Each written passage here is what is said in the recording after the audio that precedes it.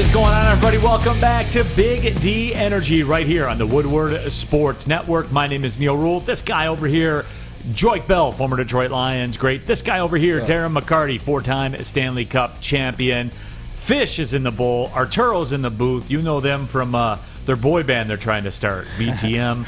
That's getting off the ground, though. BTM, it is. barely the minimum. I love it. K-pop in the house. Flint style. Barely the man. Barely the man. Just play it, man. Those are my guys, man, and appreciate everybody. You can jump in, get your thoughts out there on our YouTube chat thread. A lot of you take advantage of that. Get your opinions in the mix. Also on Twitter, you see all the Twitter handles right there on the screen right now. Feel free to reach out with a tweet as well. It's Thursday. NFL football week 1 starts tonight. USA Soccer with a big win against Honduras. I threw that one in there for you, Fish. They were circling the drain, man. They were down 1-0. People wanted the coach fired. And Ricardo Pepi, man, an 18-year-old kid comes in and saves the day. So that's, I know that alienated a lot of the audience right there. We'll circle it back to the wagons, but we're going to talk a lot of football today. There's no question about it. This morning, Joique, I think you felt it again. We've talked about this towards the end of July. You get that cool morning on occasion. Took you back today, didn't it? I watched the video today of Deion Sanders talking to his Jackson State team. And basically the whole moral of the speech was it's time. It's time. And so it's funny how he it's funny to watch Deion be Deion. I love it, man. I love his charisma. I love his energy. And so it was it kind of put today into perspective. It's time. The season is here. We've been waiting for this. This is what we've been waiting on. This is what the players been waiting on. The fans have been waiting on it. And I'm excited to see these stadiums filled. I'm excited about it. Yeah, I am too. Excited. Yeah, and we got a taste of it too with the college football from the weekend as well, because just how electric the crowds were. We talked about this, I think, on Monday or Tuesday. But you can feel it though, D-Mac. And look, the college scene is cool and everything like that, but the juice is there with the NFL, the fantasy football, all the betting, which we'll talk about, the sports betting that's going to be going on. This really, I think, is the first true regular season where all these states, I think it's available in almost half the country now. But there's an angle for all of you. The fantasy football, the gambling angle, the adrenaline, the tailgate, all of it. It's back. Well, Art and I were talking, we just mentioned it before, and it feels like it's the quiet before the storm, and the storm really starts tonight. And you mentioned it as everybody's got their fantasy teams, everybody's vying for first place. They look like they're going out and to have a game tonight with the defending Super Bowl champs and Tom Brady, the GOAT, to play Dallas. This is an exciting time. So there's so many different options. Obviously, here we use mybookie.ag. I looked right now, the line's 8.5. So, again, we could talk about that. But I think people are ready, whether it's college, whether it's pro, whether it's your hometown team or not. It's ready for that TV to be filled up with football. And you know what? Red Zone Sunday, baby. Red Zone Sunday. Can't beat it. Yeah, absolutely. The Red Zone is back as well. And I'll tell you what, we kind of bagged, especially yesterday, I bagged on baseball a lot for what they have going on. The NFL does that. And I always go back to my kids, right? I mean, that's the frame of reference that I have. Like, I'm pretty much every fan. My kids are pretty much every kid. My kids, Joique, that's how they consume football. They're not going to sit there and watch an entire game. They're just not. It's the way they're wired. It's the way their world is. It's part of the world that we created for them. Correct. With the electronic.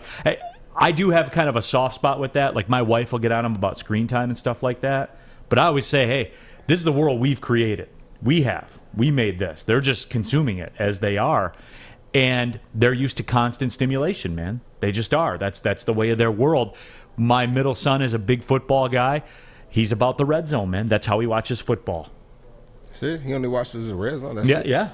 He wants the touchdowns, man. He wants it cooking. He wants the good part. It's like when you listen to a podcast. I'm not gonna lie. I hated being bagged up. I hated it. I hated starting off from like inside, like either on the 10-yard line or in the end zone. We got to go the whole 99-yard. I always hated that.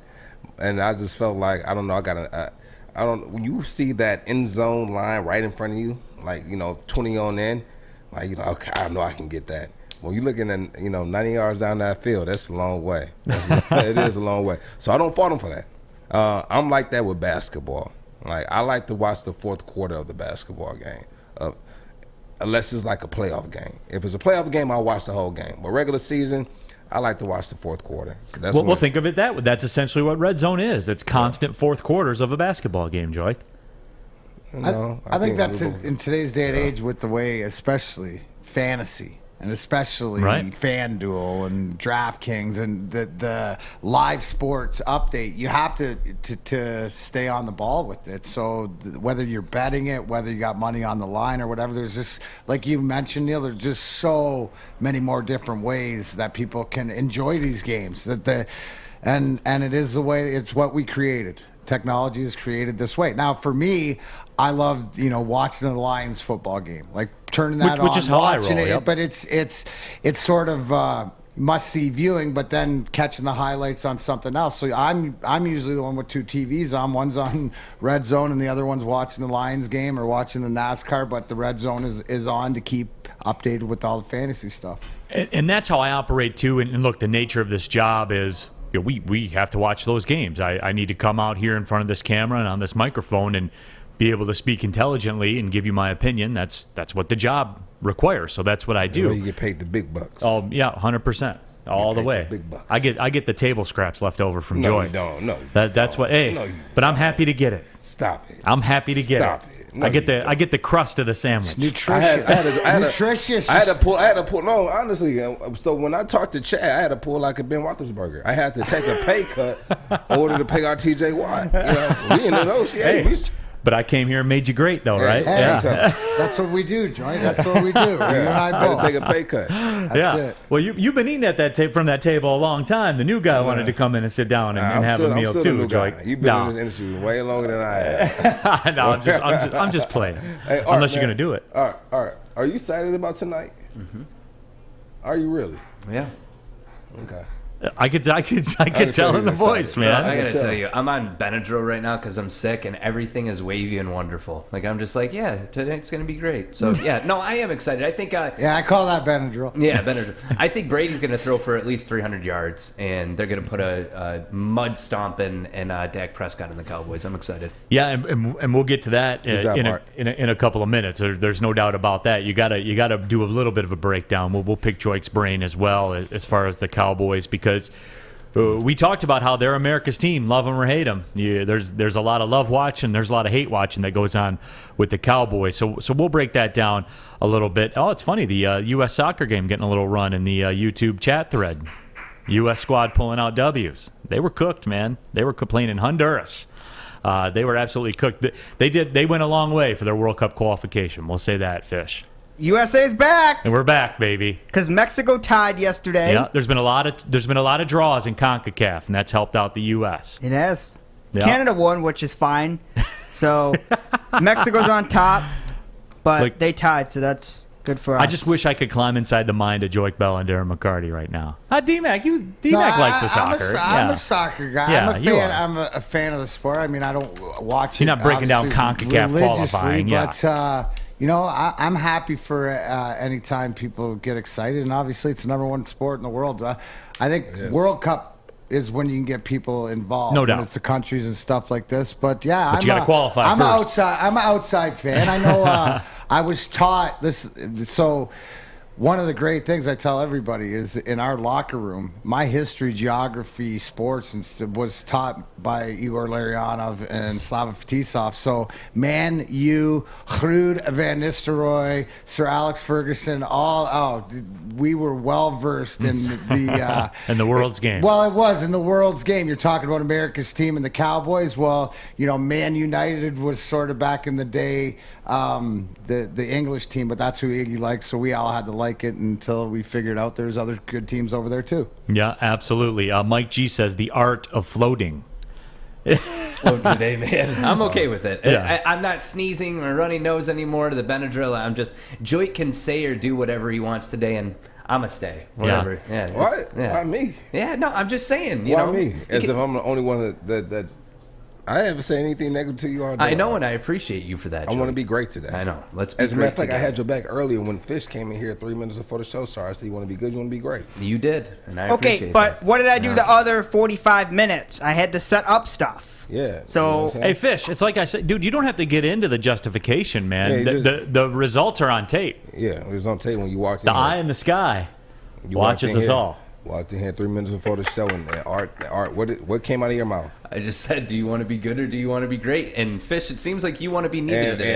and my response. I said, want to well, be you great. can't be I'm ready walking for in here. NFL Say you want to football. be needed. you want to be You neither remember when I today. initially started, you was like, you got to get like 10:45 at least. Yeah. I said okay, Yeah. because I was coming in like 5 minutes because I was getting adjusted to what you guys do here. So I said, you know what, let me- Adjusted. I had to get adjusted, and so all of a sudden I saw coming in about 10:30, and you still wasn't happy. You said, oh, you got to get in at 10:15 now, Yep. and I saw coming in at 10:15. You still wasn't happy. I'm guessing you didn't get the email from upper management that says that we all need to be here 2 hours before the show. So, Some people have to do Missed extra that one, because they're too. not as Yeah. talented. I think that one went to spam or something like that. I don't know. Mike G says, Art, I took a Benadryl and a Long Island iced tea once. It was fun. So- I told myself this morning, I was like, either I'm going to, because the audience may not know, you guys all have headsets, so you could hear when I'm talking to you, and I didn't want you to hear all day, so I'm doing you guys a favor. Well, I had I you on appreciate mute, it. so I'm So doing that's all probably- of you guys a favor. So is that what we heard when we was at Bees and Eats? Arts Beats and Eats? Yeah, Arts Beats and Eats. Was that no, what we heard in no, there? no. That was Was you That- sneezing? No. that was different. That was different. That was a static noise of somebody not knowing No, how I to think operate that's the when you board. initially got sick, so your sneeze hit different. Then. No. Yeah, it hits different. But hey, you we talked about his you know football what you're season. talking about, right? The I big bet game you- tonight, it starts out. Well, if you're going to play it, mybookie.ag, yes, our studio sponsor here, where you can go your first sign up with code Woodward and get 100% of your match deposit bonus. Yes, put in 100, get 100, you have 200 to bet, 500, 1,000, and so forth when you go to mybookie.ag and put in code Woodward. Perfect. 18-week season starts tonight. NFL 8.5 right now is what the Tampa Bay Buccaneers are laying to America's team and the Dallas Cowboys. So if you go to mybookie.ag right now, you can bet on that or college football odds boost. NFL lock of the season, over $500,000 in contest prizes live on site. Make this winning season your best ever with mybookie.ag. Can't start a streak without getting it in tonight. Bet anything, anytime, anywhere with MyBookie. Gambling problem? Call the National Problem Gambling Helpline at 1-800-522-4700. He's Joique Bell, Neal Ruhl. I'm Darren McCarty. We are Big D Energy on Woodward Sports Network. We'll be right back. Tony is a third-generation logger that has a simple, practical approach to life and work. That's why his Coast DX342 knife is perfect for him. The stainless steel blade is rust-resistant and made for all-weather use. And the double roll-lock safety ensures that it will never inadvertently close when he doesn't want it to. That's why Coast is trusted tough. Welcome back. Big D Energy here on the Woodward Sports Network. We are live at the MyBookie Studios. My name is Neal Ruhl. He's D-Mac. He's Joique Bell. Happy to have you all along for the ride. But as we said, it's on and popping tonight. NFL football is back. It's on. It's on. And Tampa Bay Buccaneers, the Dallas Cowboys, for... Now, you don't even have to say for entertainment purposes only because it's legal in the state of Michigan. The Tampa Bay Bucs are a 7.5-point favorite. Depending on where you shop. So, I mean, guys, you have to get into it, I think, right? You got Tom Brady. He's 91 years old, coming off another Super Bowl win, coming off that epic performance at the Super Bowl boat parade, just doing it all. And, you know, we talked about the fact that America loves or hates the Dallas Cowboys. That's why they're in this game. But, Joique, I mean, for me, and maybe you can explain this to me, because I think I speak for a lot of America when I say, when is it going to pop for this Cowboys team? Because every year we hear the same thing. Every year we see Zeke Elliott. Every year we see Dak Prescott, Cooper, all these guys. We're like, okay, This is the year. They're finally going to get it together. And Art talked about the fact that he thinks Brady will throw for 300 yards. Do you realize the Cowboys last year gave up 30 or more in just about half their games? I mean, their defense was atrocious last year. Was that talent? Or was it that's why I'm asking you. I mean, you tell me. It can be both. A little bit of both. Both can be true. And then you got to understand, you're about to play against the GOAT. All right, you're about to play against the GOAT. And I remember when we had Devin Gardner on there, we talk about quarterbacks. We talk about how a quarterback can ignite your team. We have a quarterback in your backfield, in your offensive backfield, who will always have you an opportunity to score, opportunity to win games, or put you in a position to be put in a position to win a game. And so when you look at Tampa Bay, I mean, they're loaded. I mean, they got – whenever you have, you know the term, you never bet against the GOAT. Right. You never bet against Tom Brady.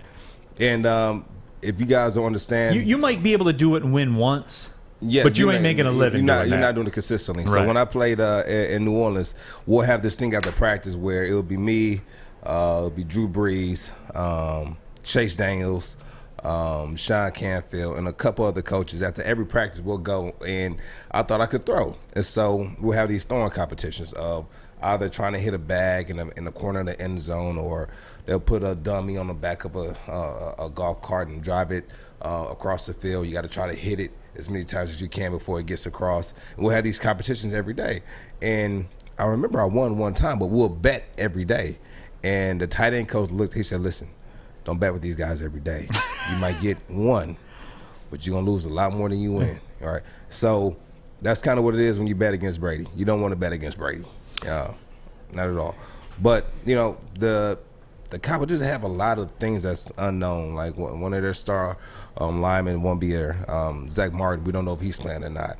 We don't know what Dak Prescott is going to do coming back off of his injury. We don't know. He still has to prove that, you know, he's still the same quarterback. He can still make plays. Now he has some playmakers offensively with Ezekiel Elliott, Mark Cooper. We know the cast. So he has some people back there that can help him out. But overall, when you have Tom Brady in that backfield, and you have Ndamukong Suh coming after you, and you have all these variables, we still don't know how he feels about his knee. There's so many more questions about Dallas than there are about Tampa. We're pretty much to expect what Tampa's going to do offense, come out and pretty much, they'll probably not be up to speed of the machine of the Super Bowl, final when we saw them, but they're going to be pretty close because they got the same lineup back, the same guys running the same thing. You mentioned Zach Martin missing. You got, what's Ezekiel going to do? What's Dak Prescott going to do? There's so many questions, and my question to you guys is Mike McCarthy, the coach for the Cowboys, immediately on this hot seat? Is this something that could only go bad for the Cowboys if they do get blown out? Well, I think if you're the coach of the Cowboys, you're on a perpetual hot seat. I mean, that's just the nature of that job. But for whatever reason, I mean, they've won 2 playoff games in the last 15 years or last 20 years, whatever that number is, and one they had to steal. One they stole one on a pass interference call. I don't want to remind everyone, but that's the way it did go down. How big, Joique, coming from your perspective, actually playing the game, how important is that first game? Especially, I mean, for both Tampa Bay and Dallas, it's the first game of the season. But talk about your experience with the first game in general, like week 1 of the NFL. How important is it for the players? I think it just helps to set the tone for the rest of the season. But at the same time, it's not going to solidify the rest of the season. But it's a good kind of to kind of size itself up, and then give you an opportunity to know what you need to work on. Well, I got a piggyback on that question. I mean, I would think that the way you feel walking into the facility on Tuesday after week 1 is magnified depending on what happens. You feel a little better, or you might feel a little worse. I know there's a lot of football left to be played, but that first one I would think probably hits a little different, right? Right. So usually, regardless win or lose, depending on who the coach is, how it works, you'll be walking in that thing on Monday. You'll be walking right back in there on Monday. And what they do is... but that's voluntary, though, Joy. No, that's not voluntary. You coming in. But what they do, you come in for like the first half of the season on Monday. Even win or lose, you're in there. The next half of the season, at least this is how Caldwell will do it, they kind of give us more incentive, that extra push. If you win on Sunday, you have Monday off, you have Tuesday off, and you come back in on Wednesday. And so when they tell you you got time off in the NFL, that feels better than a lot of things in life. It feels better than a lot of things in life. When they tell you got time off, they say, see you on Wednesday. Have you ever seen like the Hard Knocks or anything where they or any type of footage where the coach say, all right, see you Wednesday, and the whole locker room, whole team goes crazy? Yeah. I never seen a guy go crazy when he climaxed like that. I never seen anyone jumping up and down. Because you jump up and down and scream for you. I've never seen it. I'm saying when you have time off in this thing we call the NFL, you can't beat it. Yeah. No, it's the same thing in hockey. I mean, and it's one thing too, but what's bigger is if you're on the road and you got a day and say you plan a West Coast trip and Scotty goes, all right, boys, we don't play Phoenix till Tuesday, win tonight, no practice till Monday. It's Saturday night in LA. You think there's an incentive? You'll die there's on that money ice, on the board. There's guys like $1,000 for the game winner. There's like 500. You know what I mean, guy like that. There's always that. There'd be incentive. You played against your former team, guys would put money up for the win or different like incentive like that, which would go to the team party fund. But yeah, you're playing a little extra hard on the Saturday night in LA if you got the next day off. Truth. Joique, too, this, because I did want to talk about this as well. And this Tampa Bay Buccaneers team, and look, we all know it's Brady's team. And Brady is the reason, he's the straw that's stirring this drink. But you know me, I'm a big financials guy, right? Brady's rolling in this year at a $10.5 million cap hit. Sue is a $3 million cap hit. Leonard Fournette's $3.2 million. Antonio Brown's a $3 million cap hit. Gronk is a $3 million cap hit. When Brady shows up, everybody falls in line. And that's got just as much of a reason as to why they're great. Is because if Tom Brady's going to come in at a pay cut, and Brady's always been like that his whole career. His entire career. You mentioned everybody there's already got their money, though. Sure. You know what I'm saying? That makes a little bit of a difference when you already have some money, but it's about winning. And he's got what it is contagious because they all bought in and they want to come back to win. So I'm telling you, because at this point right now, because I'm telling you, Ndamukong Suh is a businessman. He's a businessman. Yeah. So if he's taking a pay cut, he's getting it elsewhere. Yeah, absolutely. Right? He's getting it elsewhere. And the more you win, the more the money comes rolling in. And that's been, and you're right. Sue has done that his entire career. And, he's... I need my bag. I need my money. And then we can talk the other talk. Luxuries. Yeah, we can talk. But I need my bag first. I need that. I need my monies. But that's always been the case with him, man. You know where you stand with Ndamukong Suh. Oh yeah. And again, I'll always go back to it, Joique. I've said it to you. Looked you right in your eye and said, to me, that was the day the music died when Suh. Yeah. Because the Lions were knocking on the door. They were a pass interference call away. Yeah. But the day that Suh walked out the door was the day the music died. To me, the identity. And he left. Our identity left with him. Yeah. Because that makes me feel good though that you're on board with that. No, I'm on board. Our defensive identity left when Suh left, because not only did they pull Suh, but they, a couple other guys left as well that had that same type of mentality defensively. Sure. From Nick Fairley, C.J. Mosley, those guys had that dog in them too. That gorilla that I like. That gorilla that I like. And when they left, we kind of, you can kind of tell we were deflated a little bit. Yeah, summer's getting ready to leave too, Joique. Those warm temperatures. Oh, we still got a little bit left. Still got a little bit left. We still got a little bit left. It's hot, but it could be cool. It's hot, but it's cooling off quick. Yeah, it's cooling off quick. Have I told you about Northwestern Tech? No. Start a new career in the industry that is always essential. Great layup. That was a great layup, Neal. Thank you. Great layup. To learn more today, go to northwesterntech.edu. Come join us. It's nice and cool in here today. Did they come here and fix Did they fix it? Because no, they didn't fix. No, anything outside they turned it down of. a little bit. Okay. It's only like 68 outside. Only like 68. Because that's why I hear some fans going, it's kind of cool in here today. Well, stay tuned. Over Sports.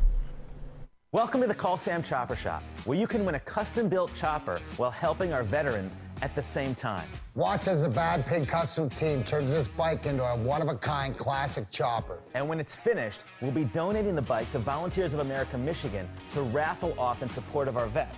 A great cause to give back to those who've given so much. Watch for Call Sam Chopper Shop episodes on our social media channels and get your raffle ticket today at callsam.com/Chopper Shop.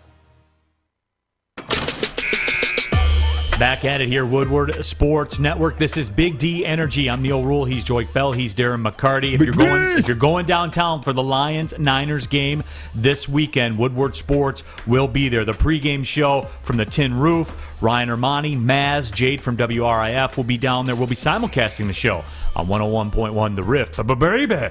Maz will be down there with Armani. That was a good art. Thank you, man. I appreciate that. That dude, you talk about goats. Oh. He's back a goat. in the day. He's the greatest of all time. I got a few locked away stories. Yeah, I bet. We'll have to. Those are stories for a different time. We also got you for covered. The Grind Time podcast. We also got you covered on the post game as well, live from the Brass Rail. Stick will be down there, broadcasting as well, getting all your Lions reaction and everything going on. There's DJs, drinks, a Woodward VIP section with food and more. Make sure you stop by after every Lions home game at the Brass Rail Detroit. And real talk. They don't like. I'm a fan like you guys. I go downtown. Brass Rail is my spot, man.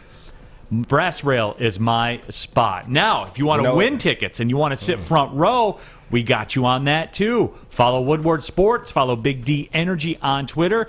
Tag 3 friends. Retweet that tweet. And maybe you could be lucky enough to be sitting front row. And then, hey, you could come down, go to the Tin Roof pregame, go sit front row, go to the Brass Rail postgame. So we had my birthday party this year. I'm tell you this. We had my birthday party at the Brass Rail this year. That's the spot. I'm telling you, leave Brass Rail on a Saturday. Go have your birthday party from 5 o'clock to about. Actually, I'm gonna say about 8 to 11ish, and then head next door to Annex. Right next door. There's tons of great spots down there, man. There. This was a spot right down the street from Brass Rail. It's Pow. I don't think you've ever been there. P-A-O. It's a whole vibe there. I got to get back over. I haven't been there since the pandemic. I got breaking news. What's up? Matt says Braylon Edwards will be there for the pregame show, too.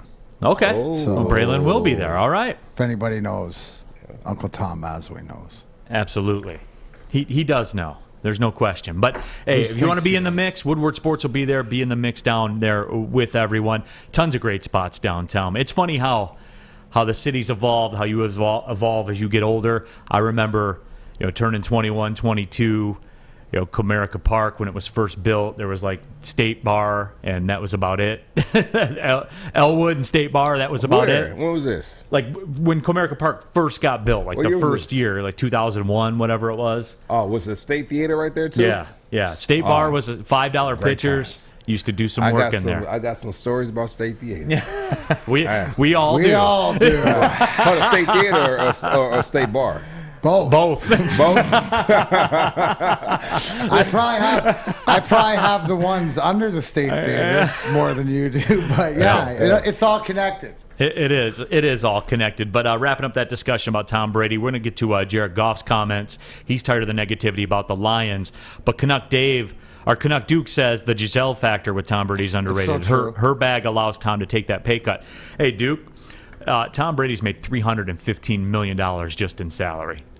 I think his bag's fine. But in saying that, Neal, and always sort of taking what's the best pathway to a championship instead of individual success. Now, you can't say that because that just makes him the GOAT even more because he's smarter and then he can focus on that. But you have to, I don't care who it is, you have to have that partnership and that relationship. Right. And that's the thing you respect is that you really do feel that these are two elite superstars of the world people, but, they have this relationship and it's a partnership. So, you got to respect it. You don't have to like it or you can be jealous, but, that goes a long way too. So good for her. Yeah. Good for him, too. Yeah, good for him. He's smart. It's all in the draft, baby. Yeah, exactly. I leveled up, too. I outkicked my coverage, too. You outkicked your coverage? Oh, 1,000,000%. Yeah. 1,000,000%. We all did. Yeah. We all did. we all do. There's no doubt. But I don't know. I didn't outkick anything. So That's anyway, so true out of Joique's mouth. Yeah, absolutely. But I did want to get into this too. Jared Goff yesterday, and our boy Corey Woods has been out covering training camp since this whole thing started. I mean, he's out there doing work, getting us video footage, and really being great. Corey's we talk the man. about being good or being great. Corey's been great all training camp. Corey with a K. Woods. Art, you guys need to rip a page out of Corey's book when it comes to work ethic. Fish works hard. I'm a Fish. Art, rip a page out of his book. Hey, Neal, did you want to play that Goff clip? I got it for you right now. Yeah, here's Jared Goff talking about negativity, and he's tired of it. I've answered this question I don't know how many times since I've been here. We don't care. I don't want to swear here, but we don't care. We don't give anything about what anyone says. It's the internal expectations that we've always had, and those will remain the same. Obviously, there's been a lack of success around here for a long time. We hope to change that. We hope to change that quickly. It doesn't happen overnight, but every day is a new day to get better and keep doing the right things. Eventually the tide will change. But no, we don't listen to it. It is out there, sure, but internally our expectations are just the same as everyone else. And that was Jared Goff. Again, big credit to Corey Woods coming through with the coverage on that. But Joique, I'll always turn to you. I mean, I know that the coaches always say tune out the media. You guys always say that you tune out the media whenever the season's going on. I know that, but I'm sure just being here, though, you can't help but come across some of it from time to time. Does the negativity weigh on you? But you know what situation. You're here. No. I mean, you know the situation here. No. I mean, it's outside noise. I never listen to it because most of the time no one's going to say it to your face. Now, kids might say it to your face, but kids don't know. Right. They don't. They just say it because because it's honest. Because you lost a game. Right. But we're 11-5. So a kid might, you guys suck. Like, come on now, we don't suck. We went 11-5. All right. And so if a kid say that, then I'm not going to argue with the kid. But like people who makes these comments or whatever, they can't break it down. Now, I broke it down as much as I could, as much as I can. Like, we're going to be bad the next couple of years. Now, with that being said, as long as I see progress and I forget the numbers as far as stats from any players, I just want to see our win column go up. That's the only thing I care about. Figure out a way to get it done. Being a football player out there on the field, your only job is to execute your assignment and beat the man in front of you. That's it. Do we have the talent to do that right now? We don't have the talent to do that right now. You all right? But there are people in place that can address that talent situation. Exactly, and they're doing just that. We're bringing in certain guys at certain positions, and having certain guys to be hole fillers for now. But as right now, as a team, as an organization, we just don't have the manpower or the skill set to be able to put guys out there and have them do what we want them to do. All right. And if we are putting guys out there in certain positions, then we know what we're going to get from them. Just be consistent. I'll see someone in J.D. Smith said, Joique, Jamar Chase says the reason for dropping all the balls in the preseason is because it's harder to catch. It's harder to catch NFL balls because they're different. Is that true, or is that an excuse? Both can be true. The ball is different. The ball is different. The ball is way harder. I'm not going to say it's harder to catch, but the ball is harder. It's a little bit smaller too, right? The NCAA football is smaller than the NFL football, yes. But you get adjusted. Now you get adjusted to that. And it shouldn't be I mean, for me, the transition wasn't that bad, but, everyone is different. Yeah, and especially for at that receiver spot, even if you're a rookie coming in, but you've caught thousands of those balls already. Yeah. If you're a first-round draft pick and that's what's coming out of your mouth and that's yours, it's both. Like, don't say that. Right. Just say I expect more from myself. I can't do that. What's hard about that? I'm not getting it done right now. I got to be better. Yeah, I don't know. Because Joique, when you say that, if I'm a reporter, where is there for me to go after you say that? There's nowhere for me to go. But you take all the air out of the ball. You're going to ask how you're going to get better. What are you going to do? Catch more balls. Yeah, catch more balls. And then it's over. And then the situation's over. Exactly. It's over. And so I remember I had a fumble in a game where I hopped on, I got the ball back, but the next day and for the next couple of weeks I was every day by myself coming in on Mondays, even if you had Mondays off, and I was going through the blaster. I was going through the blaster with the ball, working on my ball security, because that was important to me. And so just, taking that extra initiative or taking that extra step to kind of better yourself. The better you are, the better your team is. I think you bring up a good point, though, Joique, is that there is an adjustment. So whether you're running back and how you mentioned it the other day when we were watching Kenneth Walker, the third from MSU, break the first play of the game for 75 yards, how moving the ball from his right arm to his left arm, it's got to be things that you have to do because there's a little bit of an adjustment. But, again, what do you put in to get out? So if you're willing to do the reps, you tell me that you can come and adjust it because you're a professional athlete.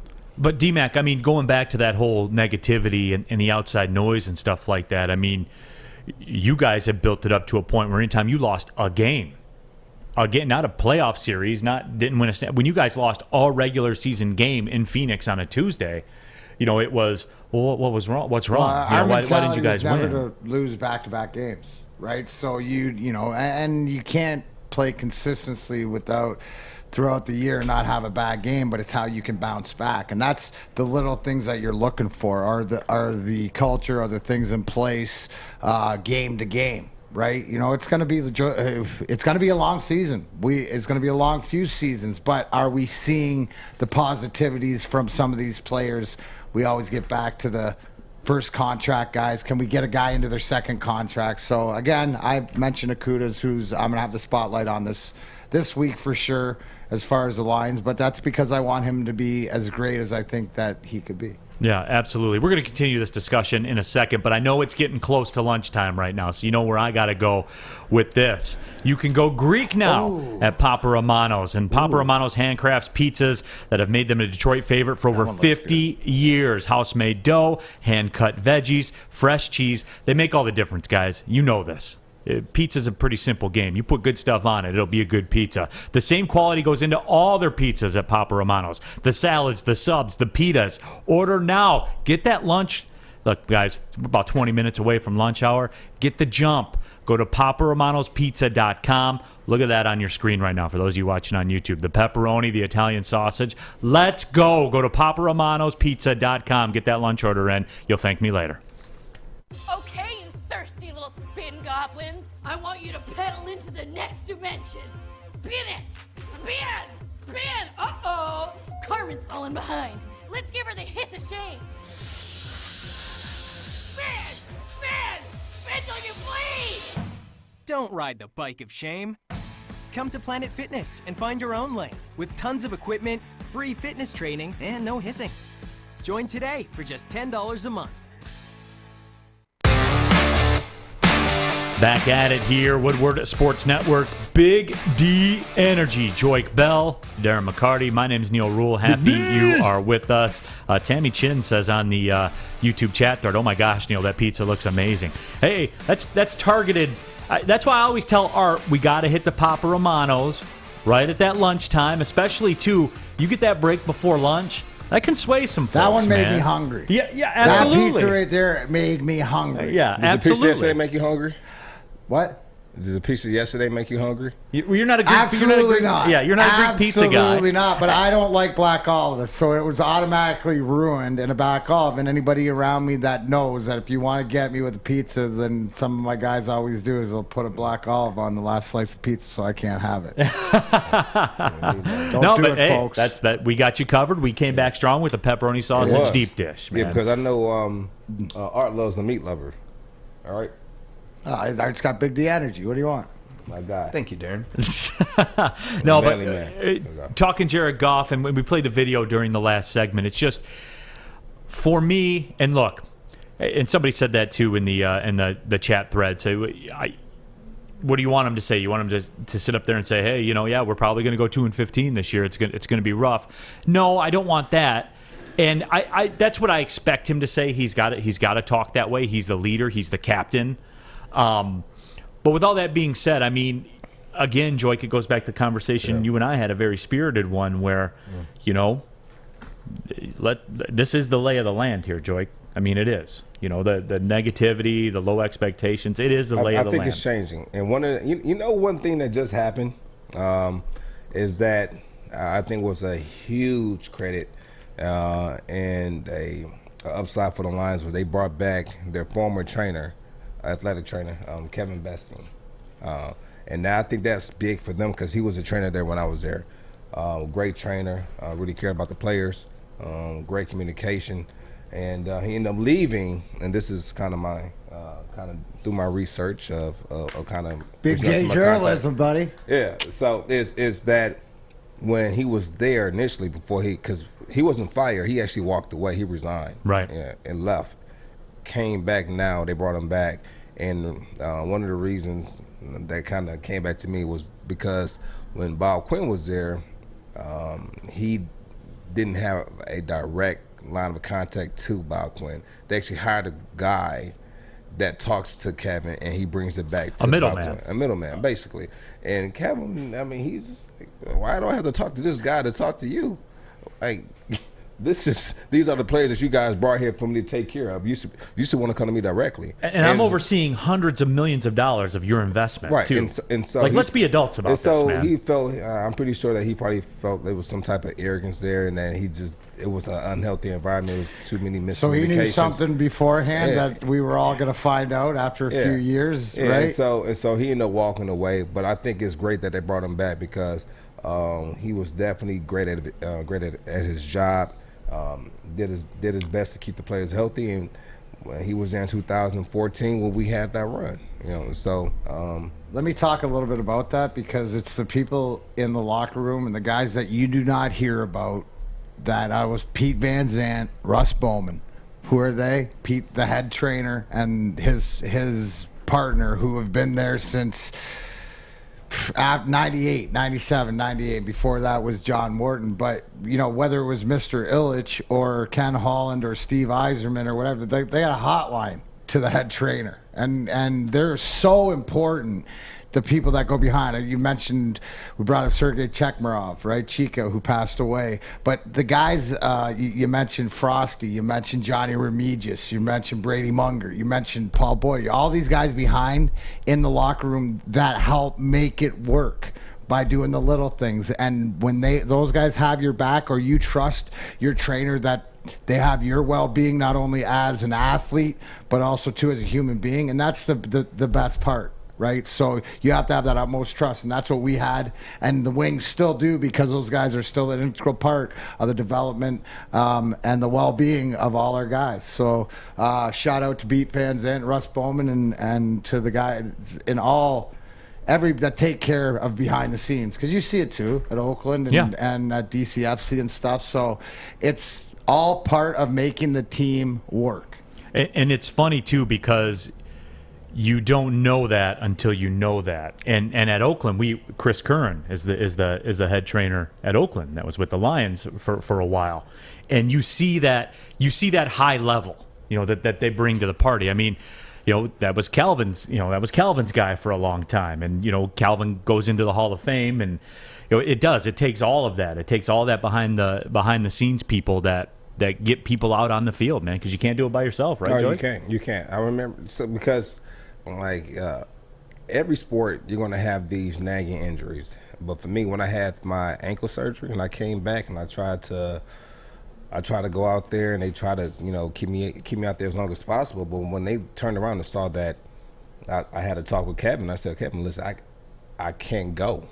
I'm trying to push off my ankle. It has no strength. It's painful. I'm hurting the team. I'm hurting myself. Just I have to sit out. He went to the, you have some people say, well, fight through it, but no, he immediately, we got to pull him for a few games. They set me out for about 4 weeks. And when I came back, I was about 80% or so. And you can see the drastic change in my running style from the first 3 games of the season, where I was averaging 1.5 yards a carry, to the last 8 games of the season, where I was averaging over 4 yards a carry. I mean, and that was still, and even though I came back at 80%, I was able to get better throughout the season. And so, I mean, that was the type of conversation I have with him. I remember when he played, he was good friends. He was good friends with my family. We'll bring him, food. He'll, the bring Bell barbecue sauce. He dropped some of the Bell barbecue sauce off for him. He was basically family. So we'll bring stuff back. He'll grab it, ask for some more. It was like a family. It was like a family feel there when I was there, and I think that's the culture that they're bringing back that we need in order to be successful. Nick Earl says in our YouTube chat thread, I have a problem with Jared Goff's comments. His work speaks for itself by now. And look, Nick, I'm not saying I have a problem with it either. I'm just saying that this is the lay of the land. I mean, there's nothing Jared Goff is going to say in a press conference to where I'm going to be like, oh, he's a savior, or oh, he sucks, or anything like that. Because I'm with you. I'm a huge resume guy, right? Because that's all we have, is what we've done. Certainly we're about what we're going to do, but you can judge us by what we've done, and his resume checks out. Isn't it irrelevant, whatever is said right now? Now it's what games played and how do you react, wins or losses, what do we hear moving forward? So it's putting the package together this is the beginning of the year. Dude, what else do you want him to say? Yeah. What else can he say? That's the right answer. That's the popular answer. The fact he didn't swear that tells me that the more we talk to this kid and stuff, he's got more of a personality, listening to some of the interviews and stuff. So I'm more interested in to see how he responds after week 1, after week 2, right? Is it the same message? Is it just, repeating cliches out the yin yang, or is there something there, right? Because like you said, as far as resume and pedigree, any quarterback that's been here and taken a snap under center, he's got one, right? He's got one. You know what? I haven't really even thought about that till you just brought that up. I mean, if you want to go resume for resume, he probably is the most accomplished resume. He should be. Show me the stats of what he and wherever. Damn, this was eye-opening, Mac. I mean, if you go resumes of people who have taken a snap at the quarterback spot for the Detroit Lions. Jared Goff may have the best resume in 50 years. He has the best resume. Yeah, I mean, and I didn't even allow think about him that. now, and now it's like so give him the opportunity to say, I told you. I want everybody to say, I told you so. It wasn't him. We needed this. We need that. Good, but let the kid go out and play and see how he's going to react. And I think that hopefully it's more of a surprise. Yeah, I mean, just games he's played in, games he's won. He's played in a Super Bowl. I mean, if you go resume for resume out of everyone that's taken a snap at quarterback spot for the Detroit Lions, he's arguably the best. I mean, that's pretty good stuff, D-Mac. Yeah, and no matter what. I ain't gonna say he's the best. No, come on now, stop. Best resume, Joique. You can't argue it. Who's better? Resume. No. You know what resume is? Resume means what are your stats. But no. You said resume. I agree with that. But when he just said he might be the best. From a resume perspective. All right, from a resume perspective. With a playoff win, with a Super Bowl appearance, with this different things, with playoff win, with this and that, putting it up there. It's not a question. Who else would it be? Scott Mitchell? No, friggin' Dave Krieg? The only other quarterback I can think of who might have a Super Bowl win, but he didn't start, but he played for the team, was probably, was it Chase Daniel? Was he on the Saints when they won? Back in 2000. See, we don't even know. That's not a resume because he didn't start. Yeah. Right? So really, we've got to cut to the chase. Yeah, here it is. No matter what, boys and girls, Jared Goff, if he wants to, he can cut through those press conferences at his leisure. How? CoachPortland.com, WSN20. Because he, too, could get the machete. Or maybe he's looking for holes to throw those touchdown windows to one of the wide receivers, and he needs one of these great lights. Anyways, Coach Portland, been around since 1919. Go check them out. Great items. And you, too. Tomorrow's Friday. So what do I mean? Anywhere you Woodward Sports Network, hashtag How We Coast, and I, Darren McCarty, will be giving away through Coast Portland $100 gift certificates so you too could cut through any press conference like Jared Goff will be. Until then, go to CoastPortland.com WSN for 20% off. Make sure you tell them Big D Energy sent you. Woodward Sports Network, we'll be right back.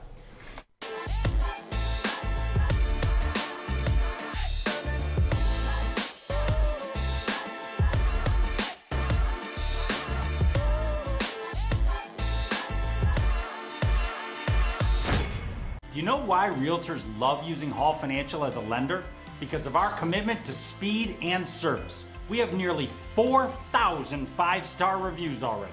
Call today, 248-308-5000, or go to callhallfirst.com.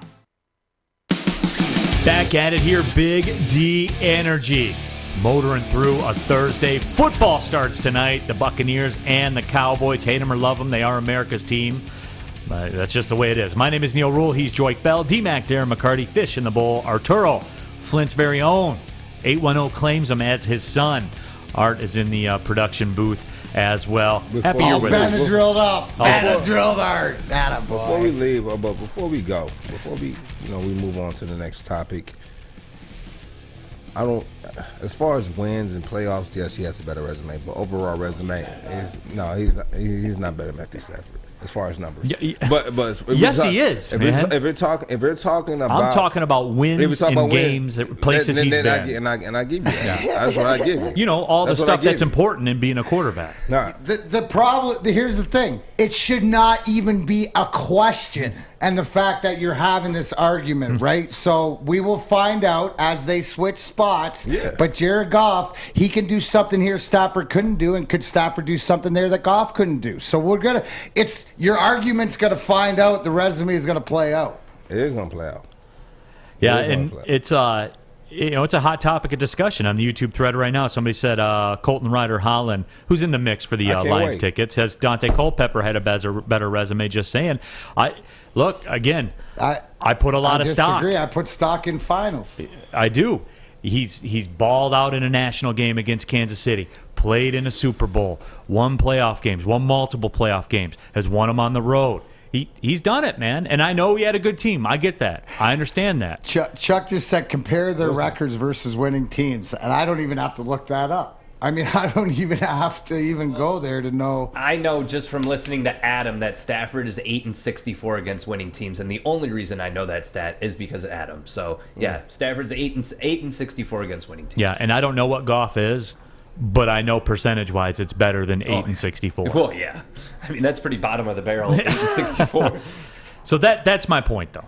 That's my point. People fired up that D-Mac's fired up. They like you with the machete, too. Doug Fungus says, D-Mac with the machete is the reason why Colorado legalized weed. ICW, Brandon Kirks. I'm showing up with it on the 1st, so don't worry about it. I'll be all loaded up with my Coast Portland. You better be, too. There you have it. Remember, Woodward Sports is your home for the best high school football matchups in Metro Detroit this week. What do we have this week? We got Orchard Lake St. Mary's. Orchard Lake St. Mary's, that's right. And they're playing up against Harper Woods. Battle of 2-0 teams. We'll have that for you at 7 o'clock, the Friday Night Clash on Woodward Sports on the Facebook, YouTube, and Twitter. My guy Chad Bush on the call for those. So it's a high-quality production. It's good stuff. If you guys are high school football people, come on out. I know originally it was supposed to be Walled Lake Western and White Lake Lakeland. That game has been canceled, but you're getting a good one in Harper Woods and St. Mary's Prep as well coming up this Friday. So 7 o'clock, you're home for high school football right here, Woodward Sports Network. I did want to change the discussion a little bit because this is something that, look, we're at the MyBookie Studios. You know, I'll be talking about BetQL a little bit later on as well. But the proliferation of gambling and what we're going to see this year, 36% more Americans are expected to bet on NFL games. And I believe it's legal now, I think, in just about half the country where you can bet on sports. I think the NFL understands that this is the future of where they're going to go. I think fantasy football has been hindered by the legalization of gambling, which is fine. This is the future, D-Mac. Not only in the NFL, but this is the future of sports. Well, I think it is, and it's here. I think then what we've seen is not only with the sports betting, but with the day of game things like the FanDuels and right. the DraftKings and stuff where people, the live betting, how you can bet in the live. I don't know. We haven't even talked about, are we going to do our picks for the weekend, or do like 3 picks or whatever, like upset pick and then maybe a favorite or a lock, but 3 different picks coming in Friday to like some of these games. And usually the best part though is like the beginning of the season is, do you not find where you can find 1 or 2 games where I gave you guys a whole last week? What's that? I gave you guys a whole last week and got week you right. Yeah. That was college though. That was college. Pro's a little bit different, but I think just, the excitement. And here's the thing, right? The end-all, be-all, the NFL, Roger Goodell. Look at how the tune has changed over the past 5 or 6 years. We'll never have it to, hey, here's the Caesar Sportsbook. So they've gotten with the times. I'll be there. It's the biggest moneymaker. It's the monolith, the megalith, the whatever it is the NFL. So when they're behind it, it ain't going anywhere anytime soon. And it is funny, too. Why will you put your hand up and you don't say... I was waiting for Neal to come to me. What do you guys think about this? Because this is a graphic that I put together of the first players to miss a game due to COVID protocols. Like, I was reading some of the comments on Twitter. Some people said it was super gross, like the fact that, we're betting on people to miss games. I wanted to ask you guys what your thoughts are. It goes back to this. I think that there's such an appetite for this that the NFL has done a 180 on it, like what D-Mac was just talking about. We've discussed that in the past. Now you have the Caesar Superdome in New Orleans. No longer the Mercedes-Benz Superdome, the Caesar Superdome down in New Orleans. It's here and it's front of mind. And as you said, the NFL is behind it. It ain't going anywhere.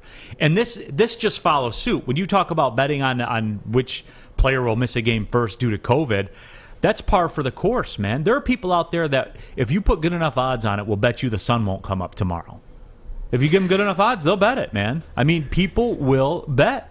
They will. They'll bet on anything. You put a number on it, people will bet on it. That's just the way it is. If you guys have a gambling issue, please call 1-800. What's that number? I got it right here. Yeah. 1-800-522-4700. Yeah. Please give them a call if you think the sun's not going to come back up. If you give them good enough odds, Joique, they'll do it, man. They will. I mean, I don't have a. Please get help. Well, yeah. I mean, that's what I say. Like, if you're betting on, but see, like, there's two schools of thought with that, right, D-Mac? I mean, if you're gonna bet, because people have been doing this forever. I don't know if you guys ever heard of like the death pools where people will get together. I've heard about those. Yeah, people will throw $5 in and pick 4 people, and whoever has the most deaths for that calendar year, will win the pool and stuff like that. Whoever, the younger they are, the more points you get for picking them and stuff. I've seen all that stuff before. If you're betting, I have a problem with it if you're betting your grocery money on Lamar Jackson at 4-1, to miss a game because of COVID, saying, come on, man, get COVID, Lamar, please get COVID. Like, yeah, I have a problem with that.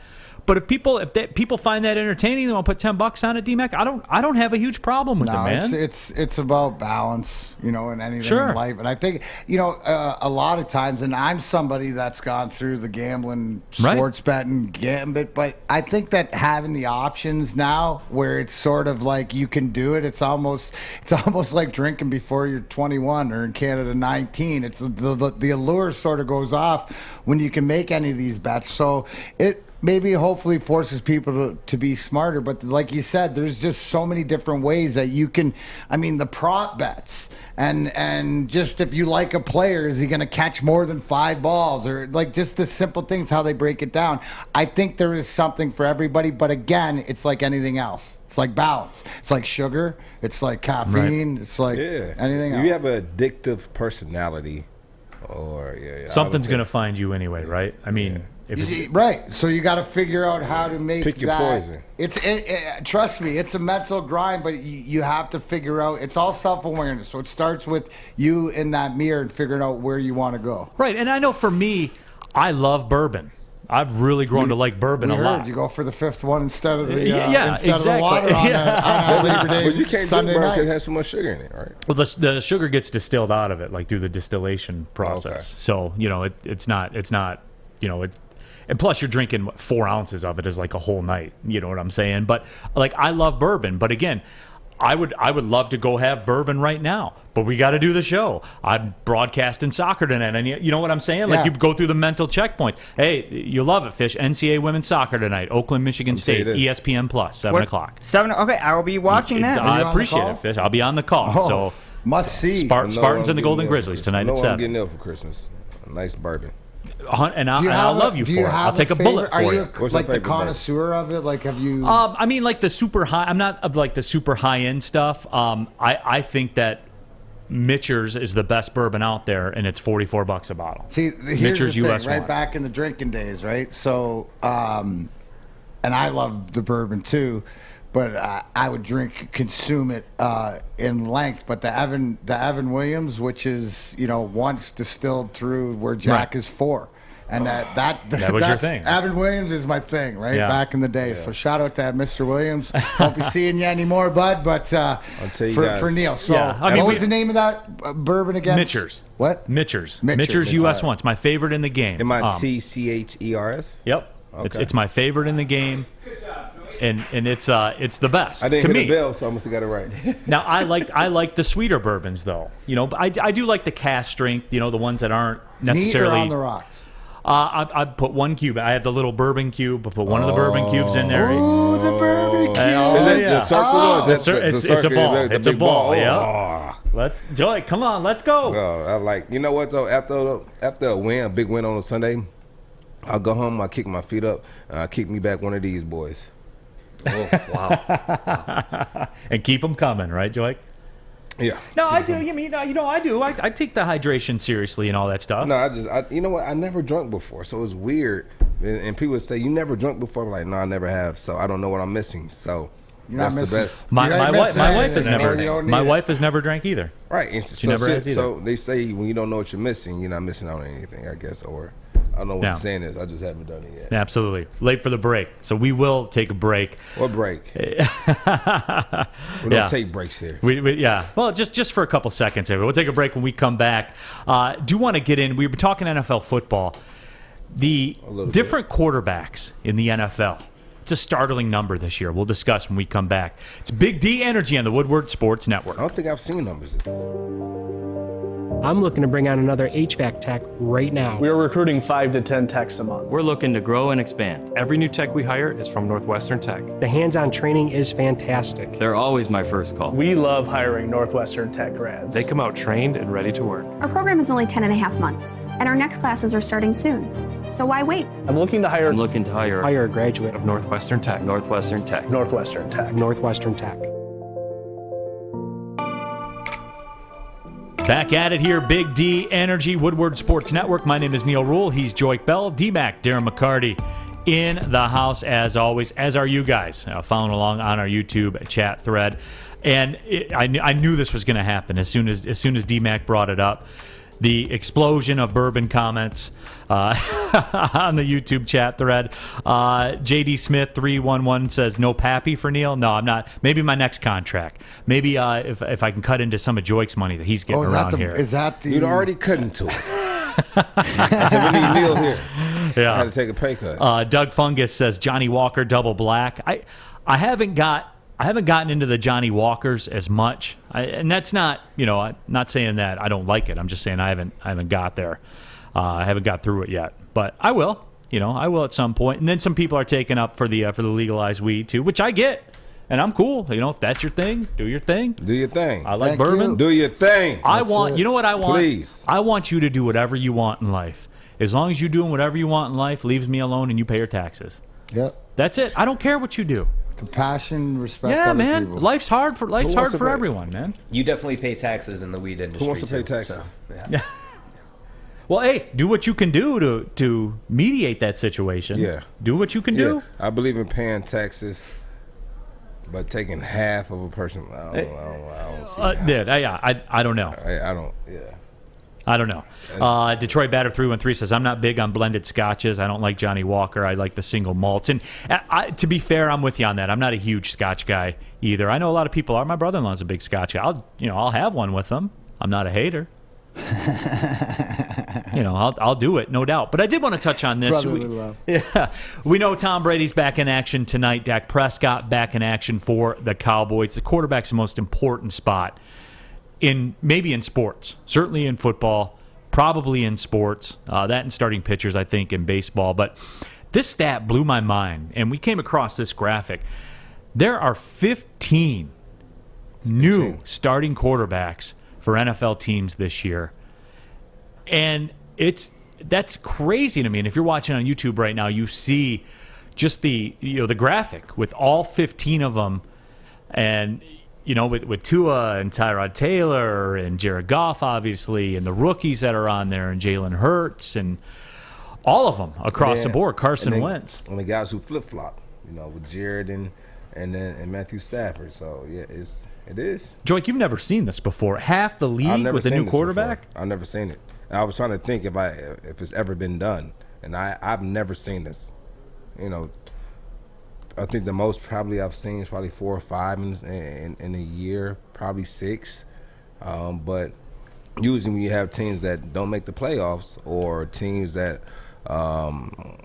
or teams with a quarterback with a losing record, then you're going to see stuff like this happens. But for 15 in 1 year, I mean, this shows, I mean, everything from off the field issues to injuries to the trades, all that plays a major part in this, to who you get, to who you draft. And so, and it could be, honestly, if he was healthy, it might have been 16 teams if, Trey Lance was healthy. You don't know. That's your guy, man. That's my guy. They say they got a lot of things installed on the offense for him, like gadgets, and they're going to involve him. He'll have his He packages. might not start, but he's going to have some He'll have packages. his packages. But that'll be a great way to kind of introduce him to the NFL. Not to put too much pressure on him. Go in there, do what you do best, get your confidence level up with playing in this league, and then about week, somebody said week 8, but I'm thinking week 5, week 6, we might see him start to take a few snaps at that position. And D-Mac, you're always going to have it because you have bad teams in the NFL. I mean, there's probably about 20% to a quarter of the teams in the NFL are bad. So just through the nature of the draft, the people take quarterbacks. You always do see 4, 5, maybe 6 teams that have new quarterbacks.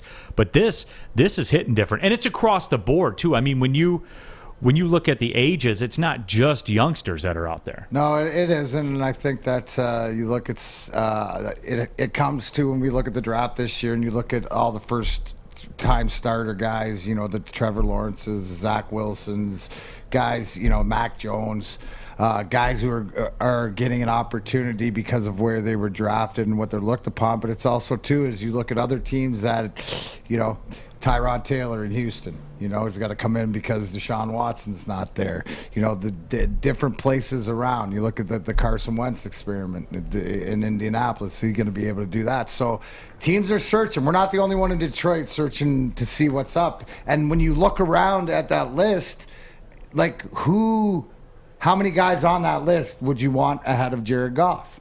Right? Like to quarterback your team if you're moving forward to be in one of these 15 without the draft choices, right? Without the first overall or whatever. I mean, you're in a pretty good situation, again, when you're looking back to what they brought in the past. So, you're making a lot of sense today, D-Mac. I'd hate to do that. It's weird. I hate to make people think. You hate to go off brand like bringing that? up common sense, going off brand, and, being intelligent and stuff like that. But just on Thursdays, D-Mac. Well, can we keep it to just on Thursdays? Thursdays. Thursday. There it is. Thursdays. Dialed in Thursdays for D-Mac. Look out. No, but spitting knowledge. But you are. That's how I look at it, because we're only competing with ourselves right now and what we're building. And Mr. Bell says it all the time. If it's a 2-year program, but if I'm looking at that, going, okay, we're not as bad as we seem to be moving into the first week. Now I can change my tune after the first week when it goes all to crap or it's all good. Yeah. So I'm gonna tell you this. Jared Goff is tired of the media saying that they're going to be bad this season. Absolutely. Well, the only thing he can do is go out there and make them not be put bad. up a shut up. Yeah. Put up a shut up. Yep. Right? If you're tired of hearing it, right, and knowing the history here, then you know what? You don't even have to address it. You don't need to address it. Just we're doing what we have to do to be good, to be prepared for week 1. Joique, why can't he just say? And again, I want this out there. I'm not taking issue with what Jared Goff said. Please don't take it this way. Why can't he just say, look, I know the history here. I know what the fans have been through. I'm gonna give you everything I have. Everything I have. It's a little bit of both. He's doing a little bit of both.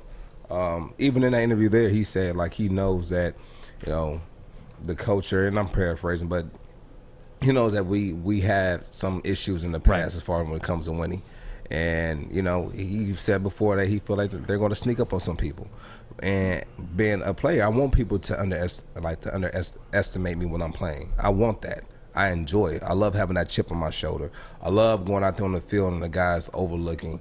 I love having friends on other teams and they kind of tell me what's going on in the locker room and say, they're not really looking at you. We're not game planning. We're not game planning against you. I'm like, okay, all right, cool. You were asleep, huh? Yeah, you sleeping on Finna wake you up. Yeah, I remember. So I had good friends and we'll call each other the day before the game. We'll talk junk before we play, and I love that type of stuff. But coming into a team like this, you have to know the history. You have to know why we feel the way we feel. You have to understand why the media is doing what they're doing, and then you don't have to, like I said, you don't have to get into it. Address it quickly. I understand we haven't been winning here. I'm here now. I'm gonna do everything I can to bring a winning culture to this franchise. That's my job. That's what I'm here to do, and leave it at that. That's it. You don't have to go into it. You don't have to argue. If you're tired of it, the fans don't care if you're tired of it.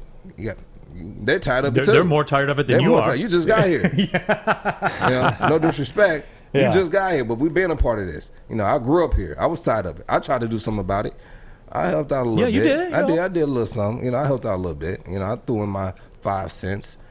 But playoff game was won. But you'll never hear me. You'll never hear me in none of my interviews come out here and say, I'm tired of the media saying this. And no, just I understand.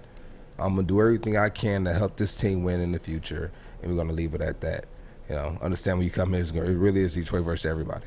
Yeah, it literally is. There's no question about it. And that's been reinforced here over the course of between the Cade Cunningham, Jalen Green thing into the into everything that's going on now with Miguel Cabrera. It truly is. I guess to see, people say they love Jared Goff and he has a better resume and that he's a level above. He's a level above Stafford. Well, Joique, there's levels. There's levels to everything, man. Levels of everything. I guess only time will see. Starting right now. Levels in Center Line is now open. Get 10% off of your order by mentioning Woodward Sports. Whether you're in the store or on the app, make sure you mention Woodward Sports to get your 10% off because we all love saving money. And there's nothing better than saving money and having the art of floating. Isn't that right, Artemis? Everything from T Grizzly gas to D-Max special strain and edibles all on sale right now. Download and enjoy Levels app today and start saving money and start floating. Woodward Sports. Tony is a third-generation logger that has a simple, practical approach to life and work. That's why his Coast DX342 knife is perfect for him. The stainless steel blade is rust-resistant and made for all-weather use. And the double roll-lock safety ensures that it will never inadvertently close when he doesn't want it to. That's why Coast is trusted tough. Powering through hour number 2 here on a Thursday. Big D Energy. Joique Bell, Darren McCarty. My name's Neal Ruhl. Fish in the bowl. Flint Town's own Arturo in the production booth as well. He's pushing the buttons and doing the business and doing a damn good job at it. We were talking about the betting angle and everything that's going on. 36% more Americans will bet on NFL football than did the year before. And it's just a matter of time. I know they just launched in Tennessee sports betting. It's only a matter of time before it's everywhere. This is going to be a prevalent part of America. I mean, it is already, really, when you break it down. But a Michigan bettor made some news. And my guy, Matt Shook, I'm going to get him on the show from Play Michigan. He's a writer for Play Michigan. He basically covers these sports betting and casino angles in the state of Michigan. He had a tweet out where he talked about a 54-year-old Michigan man spent his college football weekend rooting for defense. He had a 14-team under parlay. So basically the parlay, Joique, to explain it to you, he bet on 14 outcomes that all had to hit. So I know what parlays are. I'm good there. You're good there. All right. Parlay. But go ahead. But explain it to the people who don't know. 'Cause I know my grandmother doesn't know. Okay. Bring it back up. So basically, he bet on 14 different games. The over and the under, the total amount of points in the game. So he took the under in 14 different games. He bet $10 on it because that's never going to hit, and he right? had to win all 14 games. He's got to win all 14 games. 13-1, he doesn't lose. But in doing that, 14 games adds up the odds, right? Yeah. So the more games you play, so his $10 bet was worth what, Neal? His $10 bet, which he won, netted him $79,935.70. So this 54-year-old man from Michigan won. The state of Michigan won because they'll get the income tax. The casino, the state of Michigan will win from the casino too. They'll pay their income tax and the totality of all the bets that they take in and the profits that they make. Everybody was a winner in that situation, Joy. It was. Yeah, absolutely. But no one ever bets unders. Who bets 14 unders? He did. He did, man. He did. He got it done. Somebody just won a 14-team parlay because they always have an over in there. Yeah, exactly. Can you imagine, though, D-Mac, in the sweat? I asked you that about the sweat. Like, did it come? Because usually with a bet like this, and any of us who have done 7-9 team parlay, it always comes down to the end where you got to sweat that last game, or Art's looking for a glory knockout in a UFC fight. But the fact that it comes down to it, and actually the last games he didn't have to sweat. There was one that was close. Yeah. Didn't you the say? Missouri Central Michigan. He had under 60.5. Missouri won 34-24. That was on Saturday. So that set him up. It was all riding on Monday, the Ole Miss Louisville game. The over-under was 75.5, and Ole Miss won 43-24. So we cashed his ticket. I wonder if he did the hedge, because that's what if Neal Ruhl were ever in that situation, that's what Neal Ruhl would do. And a hedge. So you look at the winnings. He's going to win about $80,000.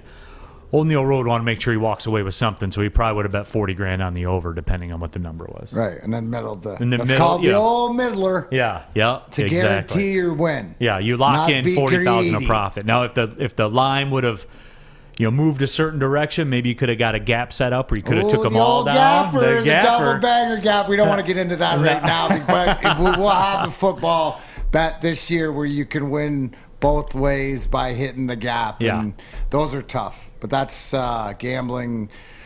What is it? The master class gambling right there. Yeah, so absolutely. We'll get you to that during football season. But that's why you were talking about the live betting and stuff like that, and people are like, wow, that's crazy. How can they do that? It's all algorithm-based math. That all the live numbers are based on what the opening number was, where everybody bet. And then the lines move as the game moves. So a team goes up, lines go up. It's all predetermined by a computer.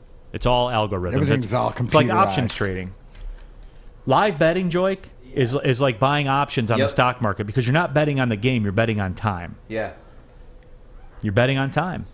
The expiration of your option in the game is the end of the fourth quarter. No, that's a great analogy. But that's I understand it just a little bit more. Is I'm a dumb math guy too, but I understand dollars and cents. Right. You don't make dollars, don't make sense. Yeah, absolutely. So I know we got the other thing here too with the Super Bowl odds.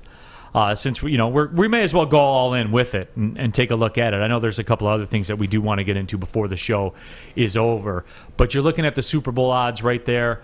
And normally I would like to say that Kansas City at plus 450, there's not really a ton of value, because basically you're betting on the health of Patrick Mahomes through the course of the entire season. But you take Tampa Bay, you're betting on Brady's health. You take Buffalo, you're betting on Allen's health. Et cetera, et cetera, et cetera, all the way down the line. Real quick, you see those odds up there, Art? Yeah. Art, how much money do you have on the lines winning? I've got your $10 that says if they win, I'd have a pretty nice penny. I didn't put money on the Super Bowl odds. So he put $10 on the lines right there with those odds. How much does he win? If he puts $10 on it, it'd be $2,500. So all those 250 numbers to 250 to 1. If you bet 100, you'd win what it is right there. So 10s take a 0 off. Right. So that's what you would get for that. For me, it's Kansas City all day, every day. Patrick Mahomes is the best player in the NFL. They addressed that unfortunate timed offensive line injury situation. That's fixed. They're stronger than ever at that spot right now, and nobody's talking about it, and I can't understand why. But, I mean, the first game is tonight. We do kind of have to set it in stone. I'm Kansas City Chiefs all day long. Patrick Mahomes will ride. He'll win the MVP. He's the best player in football. He'll show it. I can't argue with you. And we mentioned this, we talked about it throughout the week, is that it does seem like people are sleeping on him, and you don't realize is that they addressed the biggest situation why they lost that Super Bowl in their offensive line. They not only did it, but they they reinforced it like double. Instead of bringing in a first rounder, they bring in an all-pro, right? They bring in somebody that can solidify the left side. So again, you're talking about Kansas City, you're talking about Tampa, you're talking about staying healthy. You're talking about Buffalo, you're talking about Josh Allen staying healthy. For me, at 14-1 or 1,400. I like the storyline. I'm going to Aaron Rodgers in Green Bay. I'm going to Aaron Rodgers. I like that riding into the sunset, and there's the Cowboys. So Green Bay at plus 1,400. His last. That's where I'm going for the storyline, for the story. Ooh. Yeah, I mean, for me, if I wasn't going to take Kansas City, I'm looking at Buffalo at 11-1. I think that's a pretty good return. Yep. ROI, return on investment. Cleveland at 16-1, I think is worthy of a spin. Yeah, I mean it's good Buffalo. value. Buffalo. Yeah, it's Buffalo. I'm not like saying, hey, here's my grocery money. Let's put it on Cleveland. Are you saying here's my bourbon money?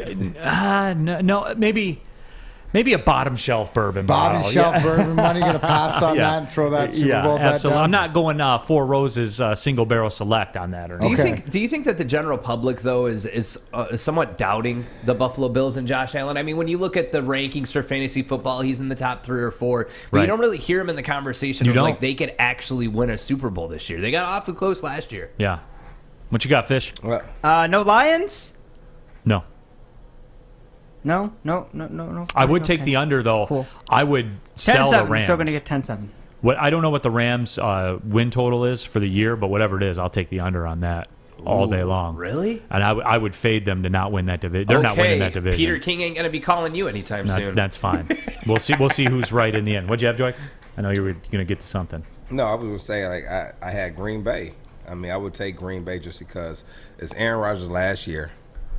Does he want to go out with a bang? I know we all know that he doesn't want to be there anymore.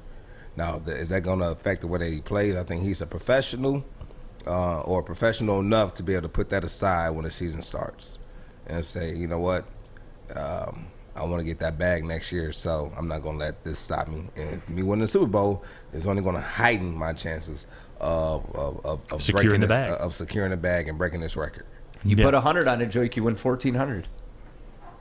Just saying. I would.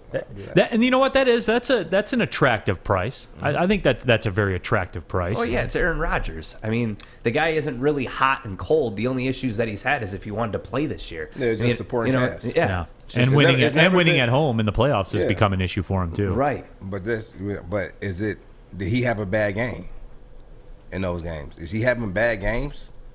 I mean, he threw a pretty untimely pick. All right. What about Patrick Mahomes? He played.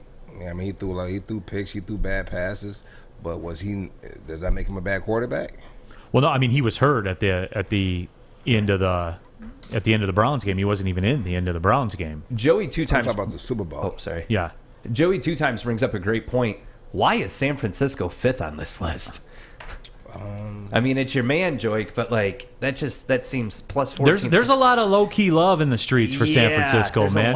And you know what? It's fair. Too. Yeah, no, it is. Can Nick Bosa get through a season? Because when we talk about the Lions tomorrow, and you've heard me say this all week, Nick Bosa's coming to town Sunday.